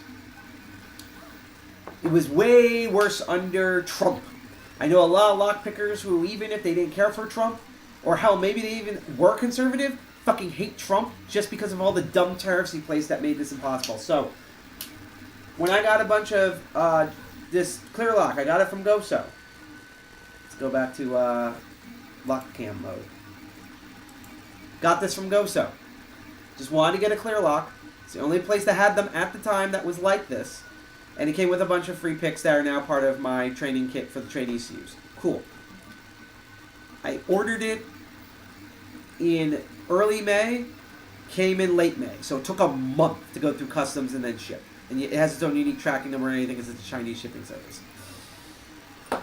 Then from Alibaba Express, but you can still get these at Goso, I got this beautiful Huck tubular lock impressioning kit that also came with a clear lock with key. This was the third year of Trump's presidency. I ordered it in January. It came in May. That's how long it took. It took nearly half a year. So just warning, when you order stuff from Goso, because it has to go through Chinese customs if you live outside China, and they use their own shipping service that's not any of the standard shipping services, it's going to take a long-ass time for them to ship to you. So just warning if you order any... Because Goso, again, has unique things. That Goso 24 pick, which is designed for automobile lock, transparent multi-T lock. This is stuff I still want to get, mainly the multi-T lock, because I already have the Goso picks for the automotive. Just be warned about the shipping, okay? And don't get any of their normal picks. It's the same knockoff, cheap-ass brand thing that you see when you get it from Amazon or Alibaba Express, okay? Let's get into some more unique storefronts. Lockpick World is amazing. Lockpick World is awesome. What makes Lockpick World amazing is a lot of those unique Goso stuff that you normally see in China. They sell them locally, including a lot of stuff that you normally get in Germany, China, other countries. They sell here, and they sell them locally in America from their U.S. warehouse. So that's why I don't have to get a clear cruciform lock. I can get it from Lockpicking World and get it like within a week, like I normally do. So I don't have to import it from China and wait like 5 years for customs. They are also the only company that sells Dangerfield products, which includes their amazing Dangerfield type pick sets, repinnable locks, as well as, even though I don't know if it's going to load, which also includes, which I absolutely love. No, it's on a different page. Might have to search for it. Hang on. The Dangerfield Real World Practice Lock Sets, which LockNoob reviewed. I'm eventually going to get these, not only have them for my training kit, but also review them myself. They're based off of 3 real British-type lock mechanisms that are then redesigned for learning how to pick locks. I consider these intermediaries or beginner, the beginning portion of the intermediary lock picking. If you're learning, I think that's excellent. Another store, Multi-Pick. This is the big one from Europe, and they are German mainly. Yeah, German. Yeah, the accent that I think I can do but can't. They have a lot of very unique products, including a lot of products from, I don't know if it's one word or two, but Locknoob makes a lot of picks that are made through multi-pick. He mainly works with sparrows and multi-pick. He has his own unique rakes and stuff from there, really neat. They also sell a lot of locksmithing tools, but note also again, even though it's not as bad as China, you are ordering them from Europe, and you are ordering them through, it's going to go through customs. So it still might take a bit in America, and also might be more expensive in America. As you can see, the entire Locknoob set here, cheap in the UK and stuff, expensive here. It's like $70 fucking here. Well worth it. Just note about multi-pick. Alright, what else? There's also lockpicktools.com. These are made by, it's a veteran-run company. And they also have their own unique sets. Some of them you might be familiar if you've seen stuff from Covert Instruments, because they have similar designs. If not, maybe even some crossover between the two companies, such as the notch picks and things like that. They also sell a lot of field stuff because, again, they are veteran-owned, so they sell a lot of stuff that's also, like, military things as well. Let's see if there's anything else I'm missing. And then finally, in terms of the big stores that are unique, let's see. Dalp says multi-pick is awesome, and we'll be having a Black Friday sale. I know I'm doing a video soon. Cool. Actually, can I ask you something of Dalps? Can you properly, fully follow us on YouTube if you haven't done so already? Because in order to, even though it's not going to happen on this video, I'm going to edit it so it will. I've been trying to make YouTube jump to other YouTube videos when it's done streaming. I usually jump to Lady Locks because hers are completely open.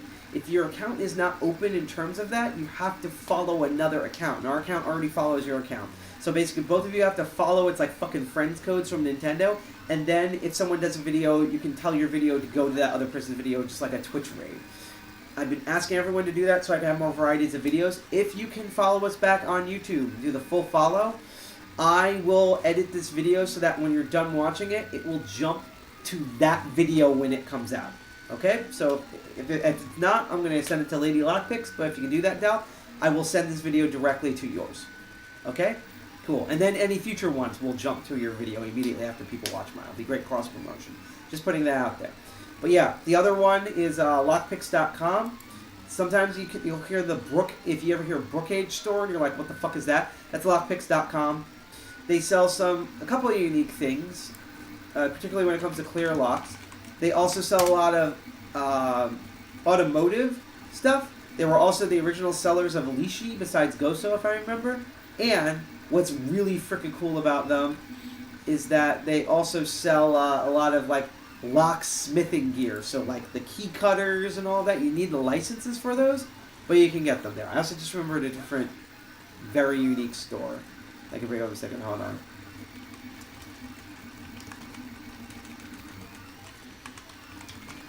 Just trying to see if I can get certain things. I hope it's not sold out already, because I've been wanting to get it. I'm going to have to look for it. What was I going to say, though? I just remembered another company. Hold on.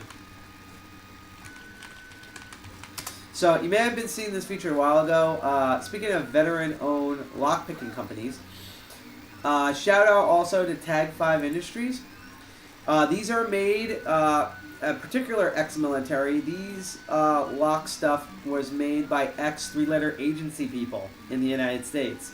I don't know if that's FBI, CIA, NSA, TSA, but they are made from, like, these are similar to the type of tools that those, like, 3-letter agencies wearing shades and earpieces uses.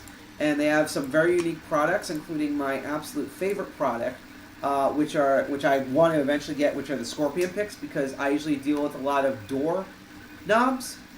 And the Scorpion picks would be excellent as a set for me, because their handles are curved almost like as a gun handle, and they're perfect for standing up on doors and working on them, so you're not like kneeling down trying to do stuff with the picks. You can just stand there. Also makes it look like you're using a key, which is why they designed it that way, so it raises up less suspicion. So it's expensive, but I've always wanted these motherfuckers. So that's most of the major stores. I know I just skipped one on purpose, but we're going to get back to that. Now, here's a fun question. What happens if you want custom picks. Now, there are a lot of custom pick makers out there. I am not going to be able to detail all of them that are here. If you know of any ones, I'm only going to feature 2. I'm going to feature 2 popular ones. But if you know of any of them, please shout them out in chat. Please, if you're on YouTube or Odyssey, post in the comments. But there are people who can make custom lockpicks for you. If none of the commercial ones are there, if you have an idea for a pick set, or you need something very specific, there are people who can not only make custom lockpicks for you, just for you under your specifications, but also do beautiful artwork pieces. And the 2 most popular ones, in my opinion, is Kilamaru, which is funny because both these also are listed. They have their own products also on Sparrow's store. But Kilamaru is like really up there. He's an Italian lockpicker. Years ago, I interviewed him. He sent me one of his custom picks, and I also reviewed that one as a separate episode. But he just makes beautiful. As you see, that little flute thing on the side, that's the case. All 4 of those fit in that case. They're just he loves not only just visual beauty, but he also really loves feedback, hence his super unique turning tools with the springs in them, and the type of suspension bone design type picks. And he loves super concealed, low profile, especially because he's used to making picks for military officers. He also likes doing color themes, so for 420 he has a color theme. For holidays, he has different color themes for those. I also noticed that I think he's recently gone out and done jewelry stuff. Just makes really, really cool, beautiful things. Beautiful picks. And like I told him on air, and I have to go search for him since I limited down everything to 1 Instagram. The other top off of my head picker out there that makes custom, oh, come on, find it, custom lockpicks is Lambda. Hope I picked the right one. Come on. You can do it. You can do it. Yeah, Lambda is absolutely insane. Also, if you are on Sparrows, you probably have seen his Vegas set, which I also want to buy and review and interview him on air at a very specific place. He makes these beautiful wooden handles. They're just perfect. Like, look at these auto jigglers. Look at the handle he made. He made these, like, braided handles. It's so beautiful. So incredibly gorgeous. By the way, he also can make knives, too, if you need, like, more stabby things for cutting wood and stuff like that. But just, like, these just gorgeous, gorgeous handles. He has his own very unique style. Love it. So, whether you go for Kilamaru or Lambda for your custom picks, you can't go wrong. Also, just ask around the community. There's a lot of people that make lock picks.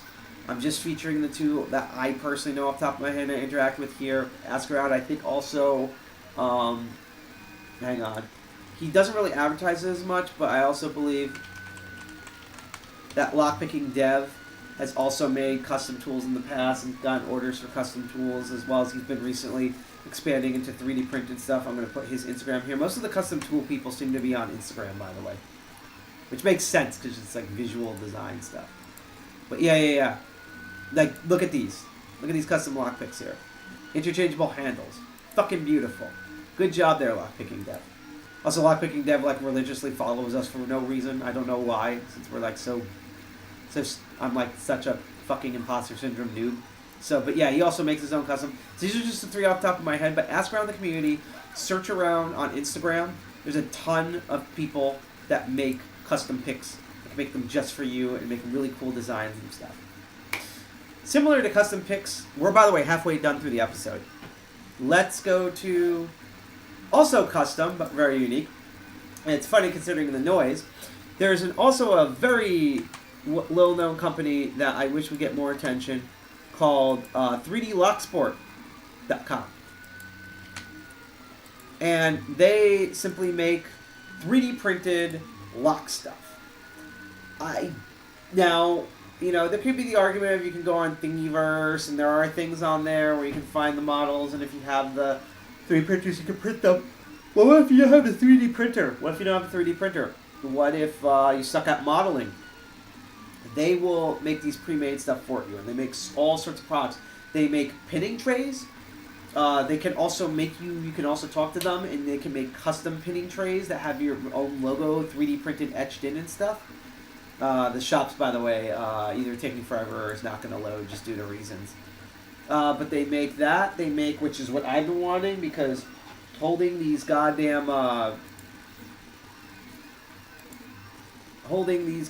cores just as is. I know people who, because I tell them to grip them any way you want, because trying to hold on to them, like I'm used to holding on to them, but for a lot of people it's a pain in the ass. It hurts your hands.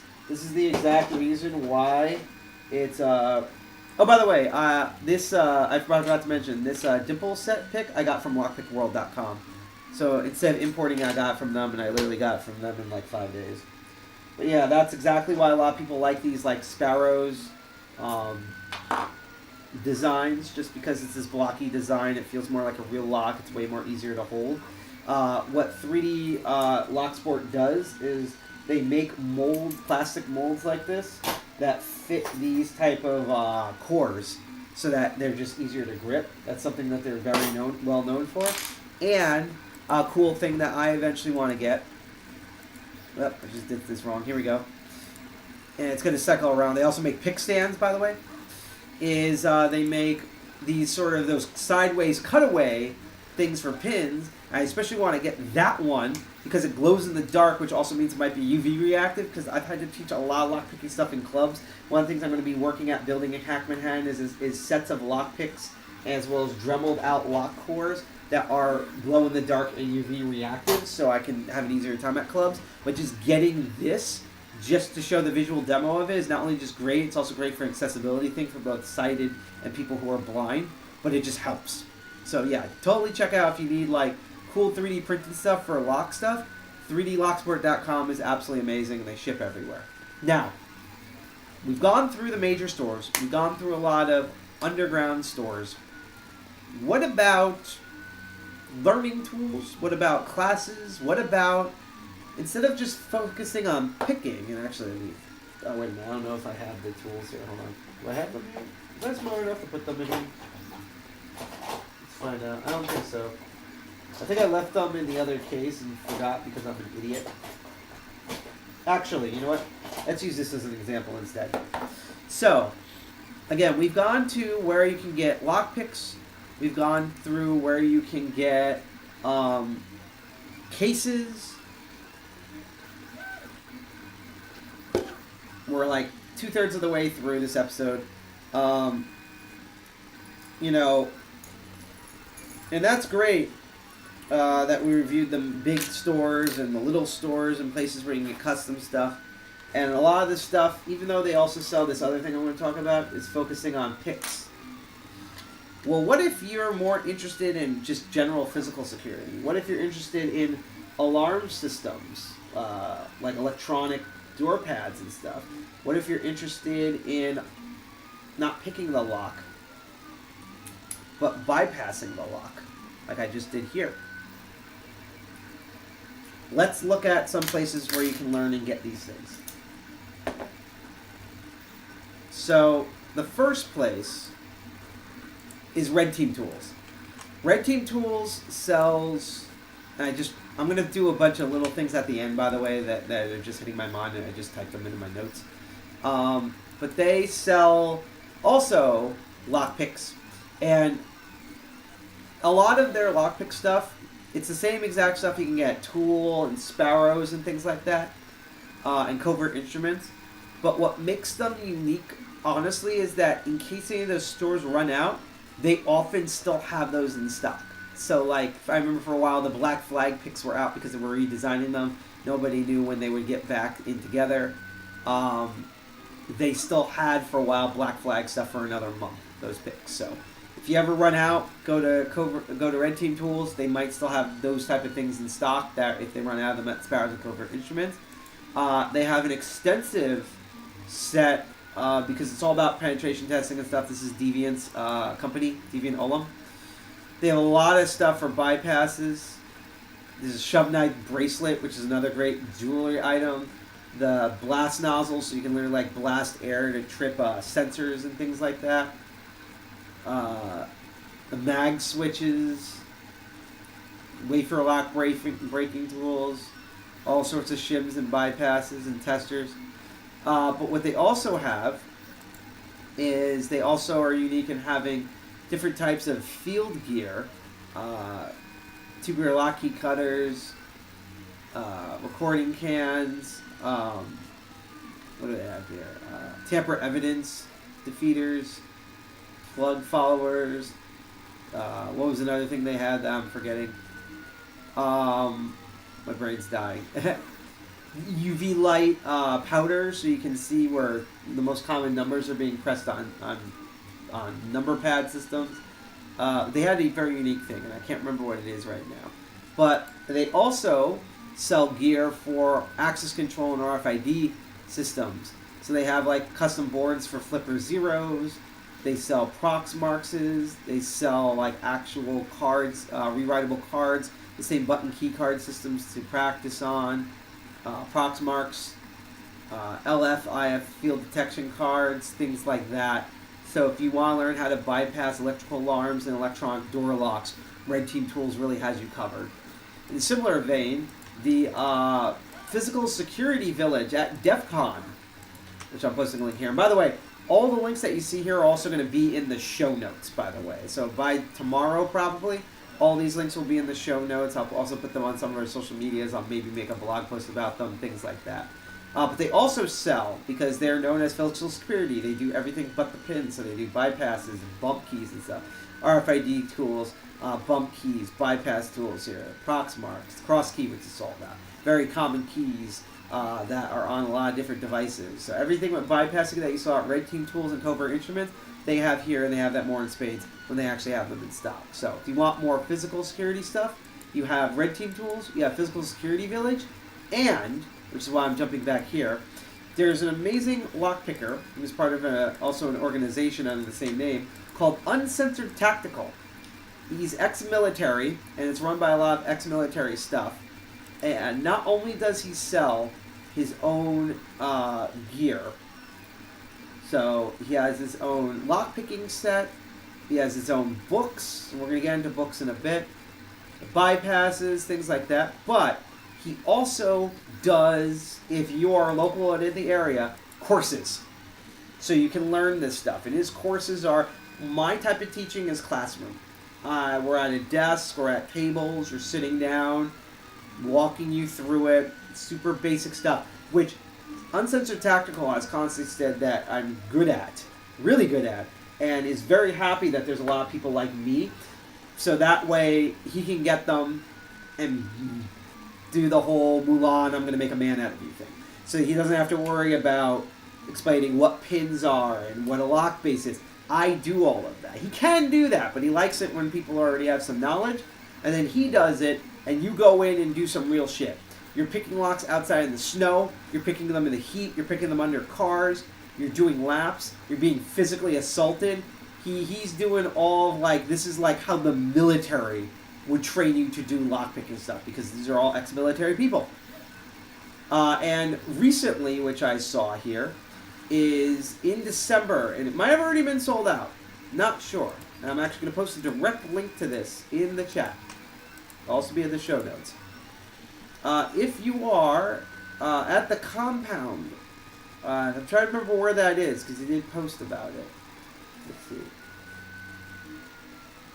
But it's near here. I think it might be in Virginia, but don't quote me on that. He has, oh, here it is, list here. Sorry, I'm way off.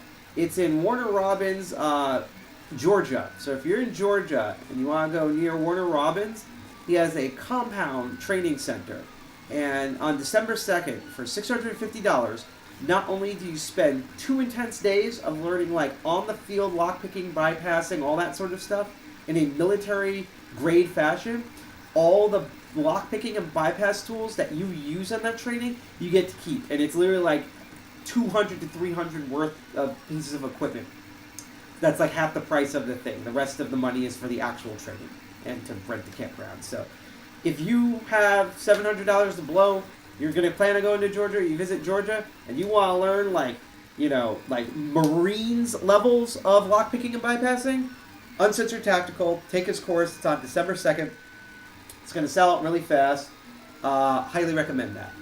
So that's all bypasses and stuff. Now let's get to some more interesting, fun shit most people don't think about. Another thing I'm often asked about is, where do I get handcuffs? Now, I'm going to be completely transparent about these things, pun semi-intended. All the handcuffs that you have seen on the show so far, as well as in person at Hack Manhattan, such as when I teach the class again for free from 7 p.m. to 9 p.m.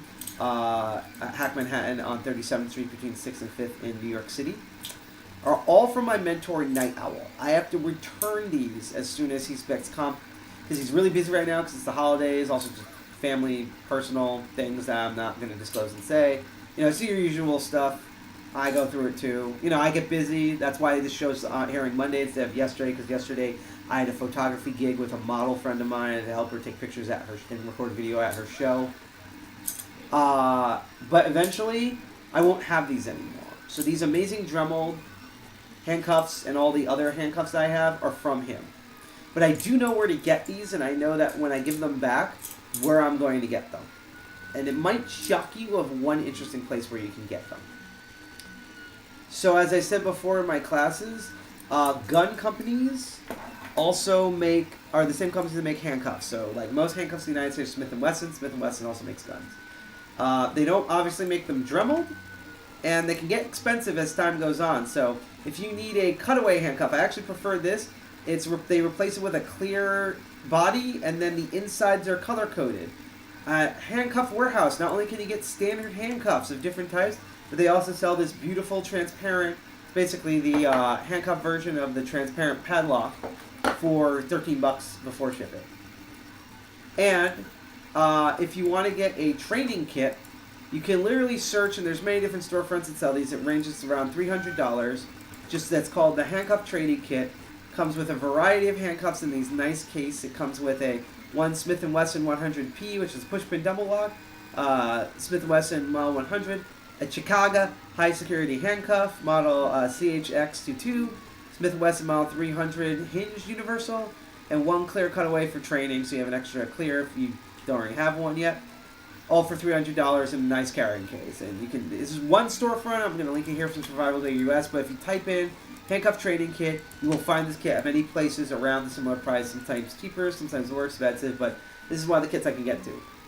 Another crazy thing, and we're going to look at the store later, is if you are in the New York area. Now, this might be different if you're in a different part of the United States, but if you are in the tri-state area and you can get to Manhattan, there is a BDMS fetish store called Purple Passions. And even though they sell the normal BDSM approved handcuffs they're made of aluminum, so they're not heavy, they have the Insta Open, they also sell tucked away real ass handcuffs that are Smith & Wesson 100 model handcuffs. And some of them are also painted in unique colors like pink, red, yellow, things like that. And they're roughly between 40, maybe sometimes depending on the type, $60. So if you want to get handcuffs locally and you don't have to sign through like a freaking dealership at like a gun place or a police depot or whatever, or order them online, and you can get to Manhattan, go to Purple Passions, ask where they keep the real handcuffs, they'll walk you over, you can get them there for $40. Smith & Wessons, same ones that I have in my class. I'm going to be getting some myself, including one red pair of handcuffs for a friend of mine. I'm not going to say who it is, but I think they'll be very happy because I taught them with handcuffs and they love the color red. So that'll be the future thing. So that's handcuffs. What about really portable picks? What if you want like a survival thing, or you're traveling around and you need a credit card thing that fits in your wallet? Well, as we've seen me review before, you also have these credit card type temporary picks. This is from the company Evertest that I worked with like a month or two ago. We reviewed these in a recent episode. I'm not going to do it here, but basically it's this sheet metal that's stamped. You pop these out. They have small handles and they only last a couple of rounds, and some profiles are better than the others. And in fact, right now I'm working with the company to make a new version of this that's way better than these, even though I thought this was decent, solid set. But that's what these type of temporary wallet-sized card cases do.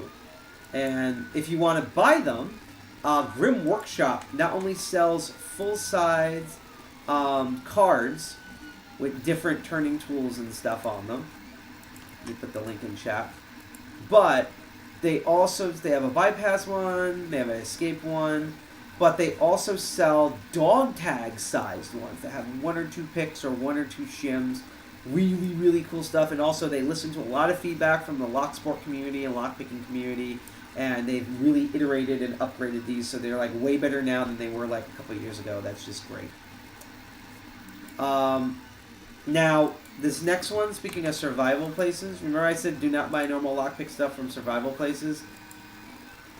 Again, you don't, because if you get their normal lockpicking set or like these quick and easy things, they're all from China.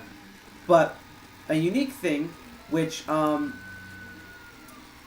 Instruments does have versions of these, but I just want to make an exception from Black Scout Survival. They have both Bogota and Rake versions, unfortunately no picks. Picks that are made out of titanium. Covert Instruments sells a similar one too.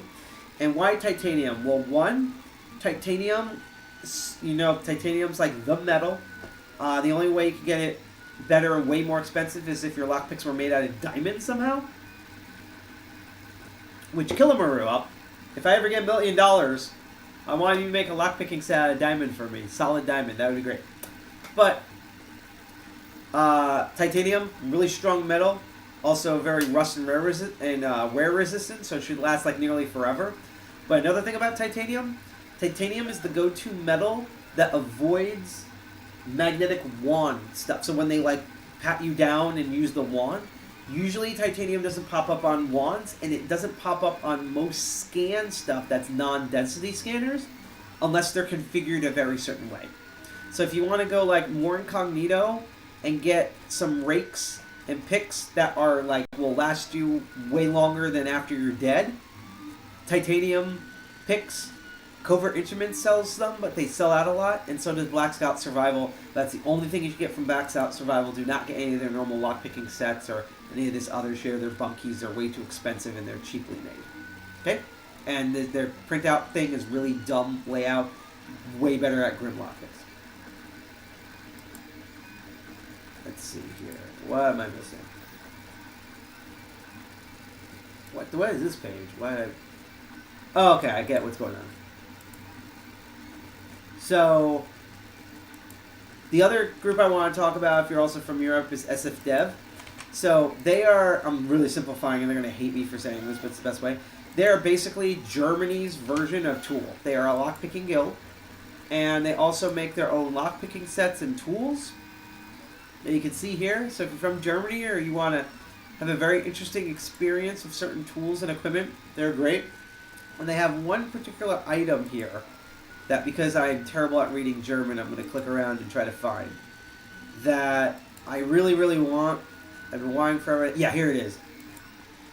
They make a really insane good Distatainer training lock that, unlike the cheap Chinese ones that I have, which is really good for beginners. Let me turn on the lock cam. Yeah, this cheap thing. And by the way, this was the pick that I broke. It came with a Distatainer pick from China, but it literally broke after like 4 uses, which is why I have the Distatainer pick from Sparrows, even though it doesn't have the best head. So like these, let me try to straighten these out.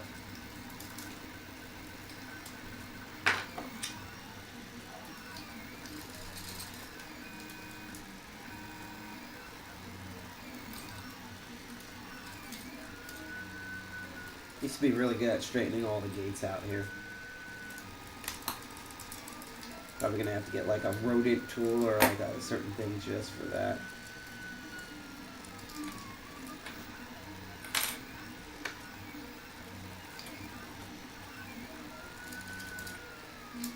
So we only use the keys.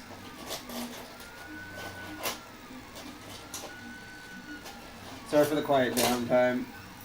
I'm trying to wrap this up in the next like 10-20 minutes, to be honest.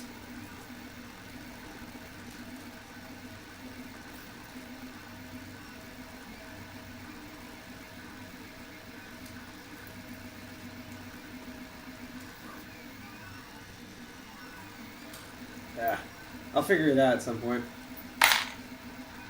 Yeah. But anyhow, these disc locks. So these are all standard discs, and they have like no security, like proper security on them whatsoever. SS Dev sells, and I so want this. If you ever get this to me as a gift, I will love you forever. They sell a disc detainer, very snazzy design, but more important, it actually has like false gates and other security features in it. So this is a great intermediary based on an ABIS core disc detainer set. I want this so much, so that's why I'm featuring them here.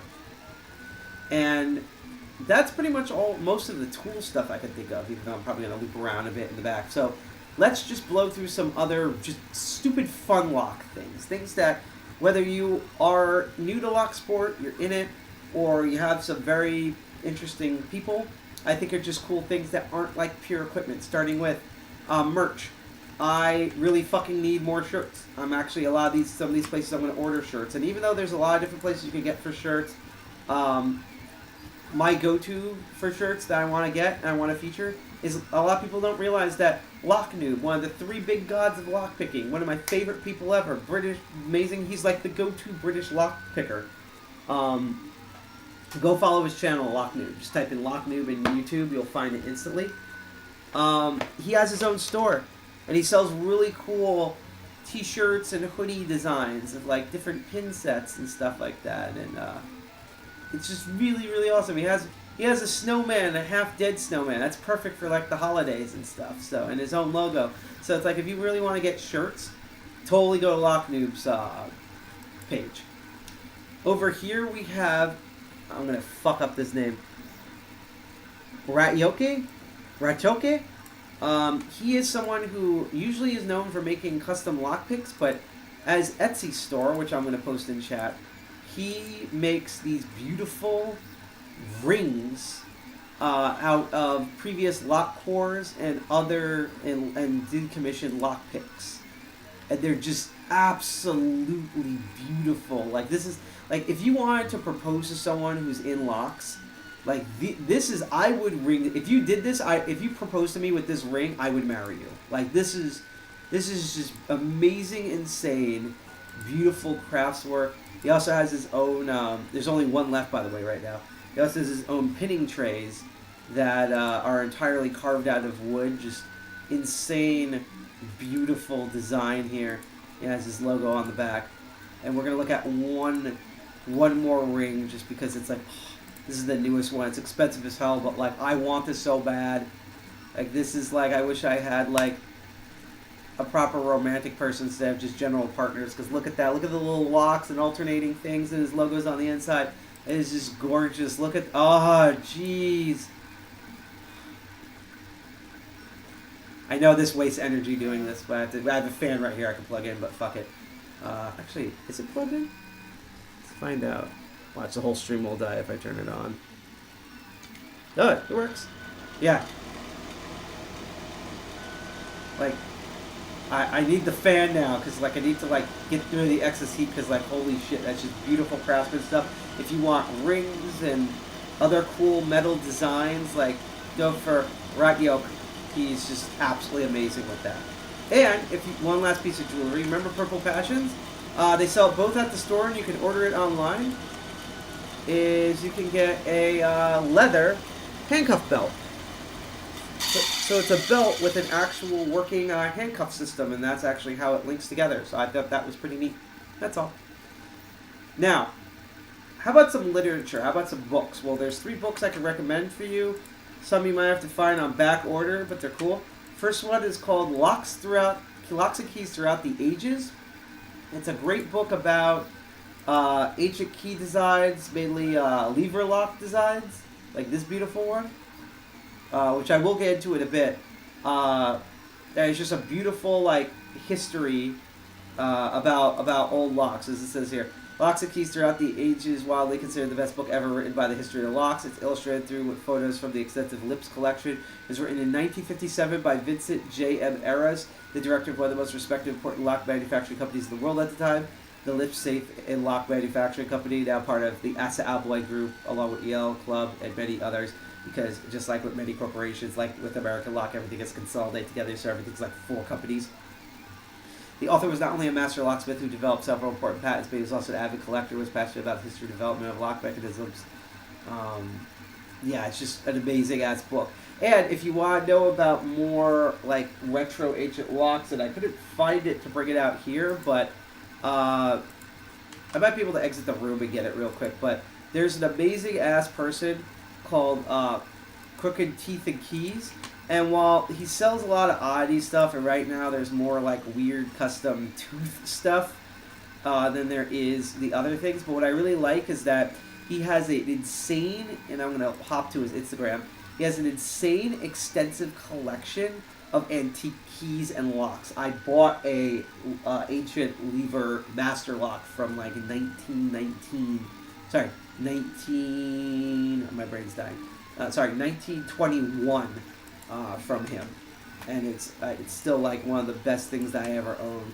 And I'm gonna also share his Instagram because if his Instagram ever loads, and it might not, but if you go on there, he will announce when he finds new lock stuff or when he's trying to get rid of a ancient lock thing or a lock that's on sale. And if you can reach out to him, he'll sell it. Like I'm gonna try to bring up some of this stuff here. Like, look at these beautiful, some of this stuff are like decommissioned from churches around the world and things like that. He says, I'm pleased to add this immaculate condition 1878 Great Western padlock, also known as the Werewolf padlock, to my collection. This is the first werewolf story padlock that I've ever had the pleasure of seeing in person. The werewolf works by superstition and many instruments, blah, blah, blah. Look at the beauty of that. That's a real lock that was like on something. A lot of these are like on church doors and stuff. Look at this. This is amazing.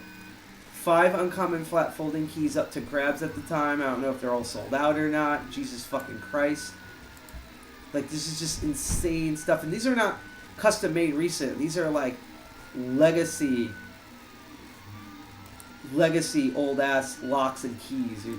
It's just the ancient craftsman of this stuff is insane. I'm hoping in 2014, I already told this, I want to do an episode where he goes through his key collection. We'll all nerd out about it. He can tell me history and stuff. And I haven't told him this yet, but there's a thing coming up next year that I would love to work with him on. Actually, 2 things, but we're keeping that a secret because I don't like to count my chickens before they hatch.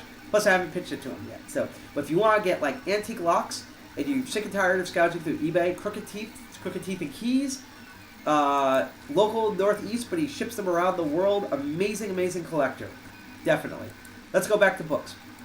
Now, you'll probably have to get one second hand or whatever, but there's also High Security Mechanical Locks, an Encyclopedia Reference First Edition, which has beautiful walkthroughs and, like, most of the stuff is on YouTube videos, but just having a book with pictures and, like, instructions of, like, the original ways to get through these high security lock systems that many of them are still in use today is just absolutely freaking amazing, okay?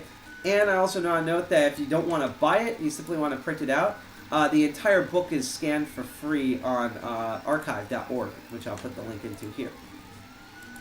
So if you want to be on the cheap and just print it out, give it to a friend or whatever, get it. But if you get the book, that person will marry you with one of the rings by Roanoke Design. It's just such a great book. And then finally, especially for beginning lockpickers or lockpickers that want to do the deep dive, one of the things about Deviant Ollam, who used to be in charge of Tool, and you've probably seen his videos and you've seen him at hacker conventions a lot, is that he literally wrote the book about lockpicking. And I say that, people think I'm joking, but I'm not kidding. It's called The Practical Lockpicking, a physical penetration and testing training guide. It also has beautiful, let's see if we can read a sample.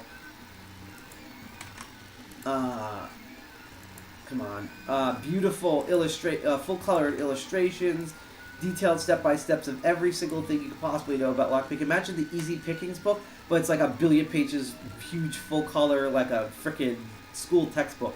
Absolutely frickin' amazing. So, that's all cool books. What about kids? Well, there's 2 things I recommend for really, really young kids. Not in toddlers, although I am trying to work on a design for that. But first of all, there's these amazing alphabet learning locks. You get them for $50. This is really cool.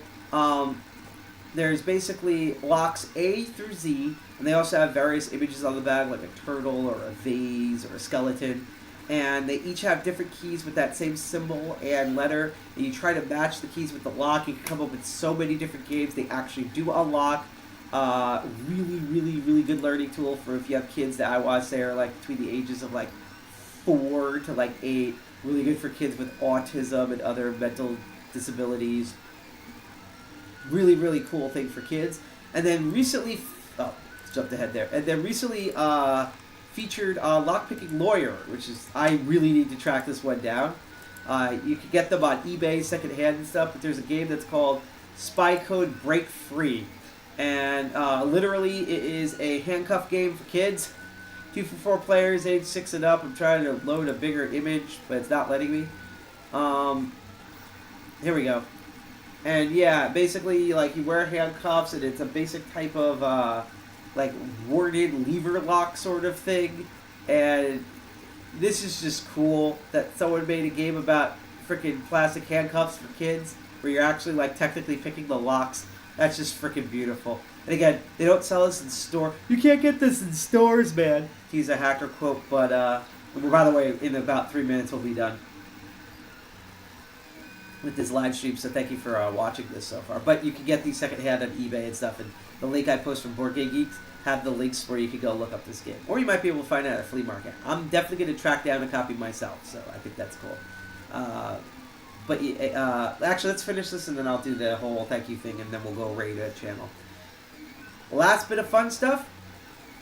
If you want to do the Pango Bye Bye Juice, there is a company called the Number 3 Gin. And it's this gin. I heard it's pretty good gin.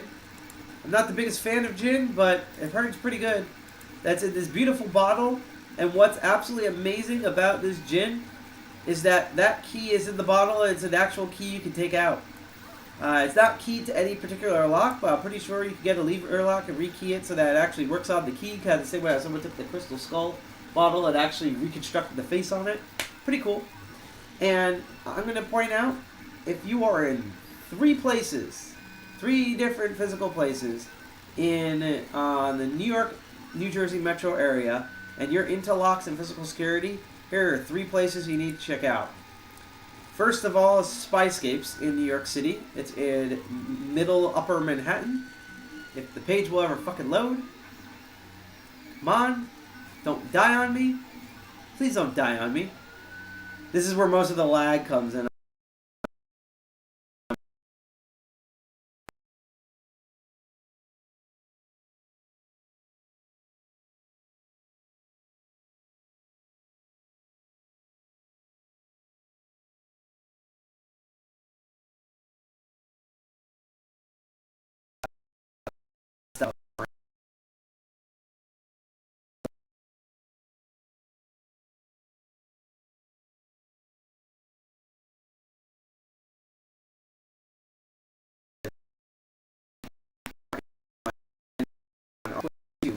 Here we go.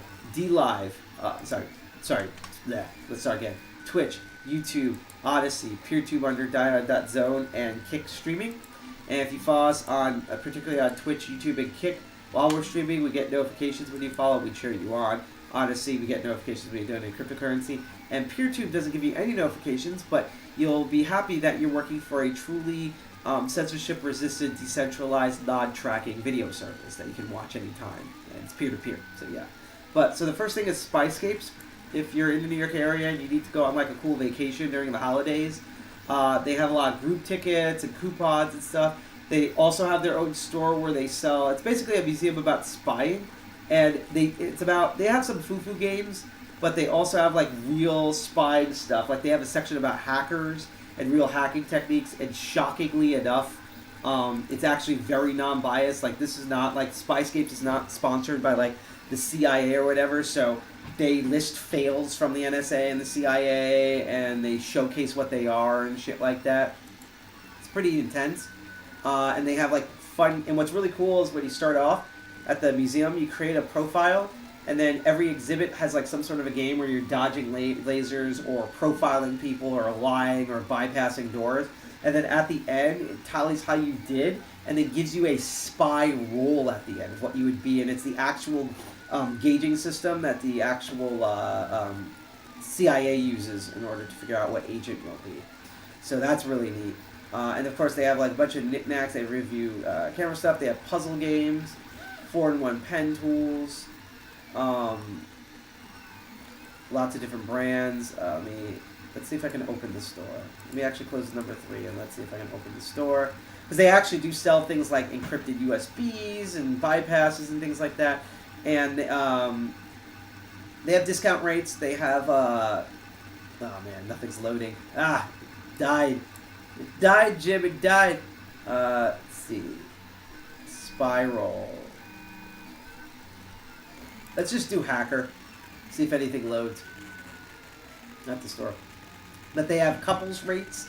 One of the really cool things they have is they have a special load. Yeah, nothing's gonna load. But they have a special thing where they have a book club where they meet once a month every Monday, and you're supposed to read a certain book that they sell in the shop, and they discuss it, and it's related to spying and bypass and Locksport and things like that. So that's really cool. So Spyscapes is one of those. If you want to go drinking and you can't afford the gin in New York City, it's expensive as fuck. But if you have a birthday or like a lockpicking Christmas gathering or whatever, Trinity Place is very interesting. It's a bar that's built in a decommissioned bank. So it's, again, pricey, but it's cozy, high quality people. I've drunk there many times before. Again, it's built into a bank, so they still have the original bank vault and everything on there. It's pretty awesome. And you can see like where the original like bank security stuff all is, and like the different like money drawers and stuff. That's really neat. But if you're in New Jersey, and remember, we are 201, there's one place that you have to visit that I hope one day I get to collaborate with. And that is called the Keyhole. It is in downtown Jersey City, and it is called the Keyhole. And I don't know if there's any of the images here, but yeah, if you look around the bar, there's a lot of hacker and key-related paraphernalia everywhere, including these amazing lever lock keys. They do a lot of events and sports nights and stuff. And of course, there's the Keyhole mirror here. It's like the best. It's not only the best dive bar in Jersey City. I would go far to say it's the best dive bar. It's probably one of the best dive bars in New Jersey, and is definitely, in my opinion, one of the best dive bars ever around the world. So yeah, that is it pretty much. That's all I can think of about all the different stuff we covered. So I'm gonna flip it over to Facebook. So what did we cover today? We covered so much. We covered why is everything lagging? You know what? Here's what I'm gonna do. Bam, done. Don't need no more lag. Let's go back. Why is it lagging? Hold on. We're getting there. We're getting there. It's happening. There we go. Let's go in here. There. Okay. See, I closed the browser, so we're all good. Anyhow, so again, this episode was all about the big question I always get, which is where to buy locks, lockpicks, locks, practice on. By the way, also hint, if you want real world locks to buy, okay, if you want real world locks to buy, just as much as we're also like, I'll put it this way. I get a lot of my locks from Lowe's. Sometimes I get them at Home Depot if they're exclusive at Home Depot. I understand that Home Depot is run by a bunch of crazy manga idiots. Not the store employees, the actual company. And Lowe's also is one of the people that donates a lot to the Israel Defense Force. If you don't want to do that, just either order any of these locks online, just look up their serial numbers, order them online, order them from Amazon, order them from different department stores, or go to your local hardware store, especially if you live in Podunk town. Even if they don't have master locks, they'll have knockoffs of master locks. Practice on those. The two easy ones I start off everyone with is these little brass boys, which are called Master Lock 120s, sometimes 140s. The only number difference is the length of the shackle. Sometimes there's a variant of them when they're in plastic, but as long as you see this web-shaped design, and it says 120 or 140, these are perfect beginners. And then if you want something up from that, you can't go wrong with the standard Master Lock number 3s. So that's my favorite 2 super beginning locks once you learn 4 pins. But I went over where you can get this stuff. I went over the now 4, used to be 3 major locksmithing and lockpick companies to get. We looked at a bunch of smaller, more unknown to some degree, of places where you can buy really unique and really affordable and cool products that you didn't think about. We covered stuff for kids. We covered Happy Go Bye Bye Juice, Rural Vacation Packages, swag, everything. So, and all of these places have Black Friday and holiday deals starting this week, if you're into that sort of terrible capitalism. So, whether you're trying to buy a set of lockpicks and beginner stuff, which I went over, even though I forgot one thing, but I will put it in the notes. Your experience, you want to expand your pick set. You want to buy lock and lockpick stuff, you never learned it before. You want to buy merch, you want to buy something unique, a gift for someone, a gift for yourself. Now you know. This was the episode where we covered all of that. So thank you for watching that for today's Master of Unlocking. I know we didn't do a lot of like more physical stuff, but I'll put it this way. Next episode, and we're going back to original schedule here, so if everything goes right, let me look at my calendar. Come on, you slow piece of shit. The next two final episodes before the end of 2023, going into 2024, will be the December 10th and December 24th, the day before Christmas. Might move that to December 31st just to do a New Year's one, but we'll see how that goes. Either way, our next episode, we will be taking a look at a particular popular lock, especially if you've been following McNally's videos. You'll know what lock I'm talking about. If not, it'll be a surprise when we announce it. And then I'm trying to either end the year or begin the year with an updated and hopefully more crowd-pleasing lockpicking lawyer drinking game. Yes, we're doing that shit again. I made new, better rules, and now he's made an entire year's worth of new videos. So we're going to watch those videos and drink various liquids and see how long we can last before we all die. So, that was the episode. Thank you for watching. If you are on Twitch, stay tuned. We're going to raid some random channel. Might be crafting, might be computer hacking, might be some weird random shit, might be breaking news, who knows. But just stick around, say hi to the person that we raided. If you are on YouTube, normally we go to a different video. It's not going to go to as this live recording if you're watching it live because there was a screw up with YouTube. But if you're seeing this after the fact on a rerun, it's going to redirect to a different video. It's going to be Dark Arts Lockpicking, which thank you for being here for that, or Lady Locks if I can't get Dalp's video to work. So anyhow, say hello to both of those. Thank you for watching again. If you want to keep in touch with us at DCG 201 until we start our in-person meetings in January 2024 in Jersey City, New Jersey, you can follow us on Twitch, YouTube, Odyssey, PeerTube at diode.zone, and Kick Streaming. If you want to follow us there or all the socials and want to know where to go, here is the link tree for all of our social media links. Even though it's listed there, we also have a Medium blog. You can chat with us on our Discord, and we're just posting that link now in chat. And finally, again, just to remind, I should have reminded it more often, I do have a friend named Catherine who has an amazing son named Oliver, and he is a nonverbal, severely autistic kid, beautiful soul. Needs a lot of dental work done. He needs to be anesthetically knocked out in order to do that dental work. And when I say dental work, I'm not even talking about teeth cleaning, I'm talking about root canals. Okay, I'm talking about fixing his teeth so he can chew. Alright? So we're collecting money to cover for the anesthesia and other stuff around that. Again, you don't have to break the bank with stuff, but if you can donate like $1 or $5 when you're available, that would be my gift. If you ever wanted to give me a gift for the Master of Unlocking or in general at DCG1, you want to give Sidepocket a gift, please go donate a couple of bucks to this GoFundMe for my personal friend. Okay?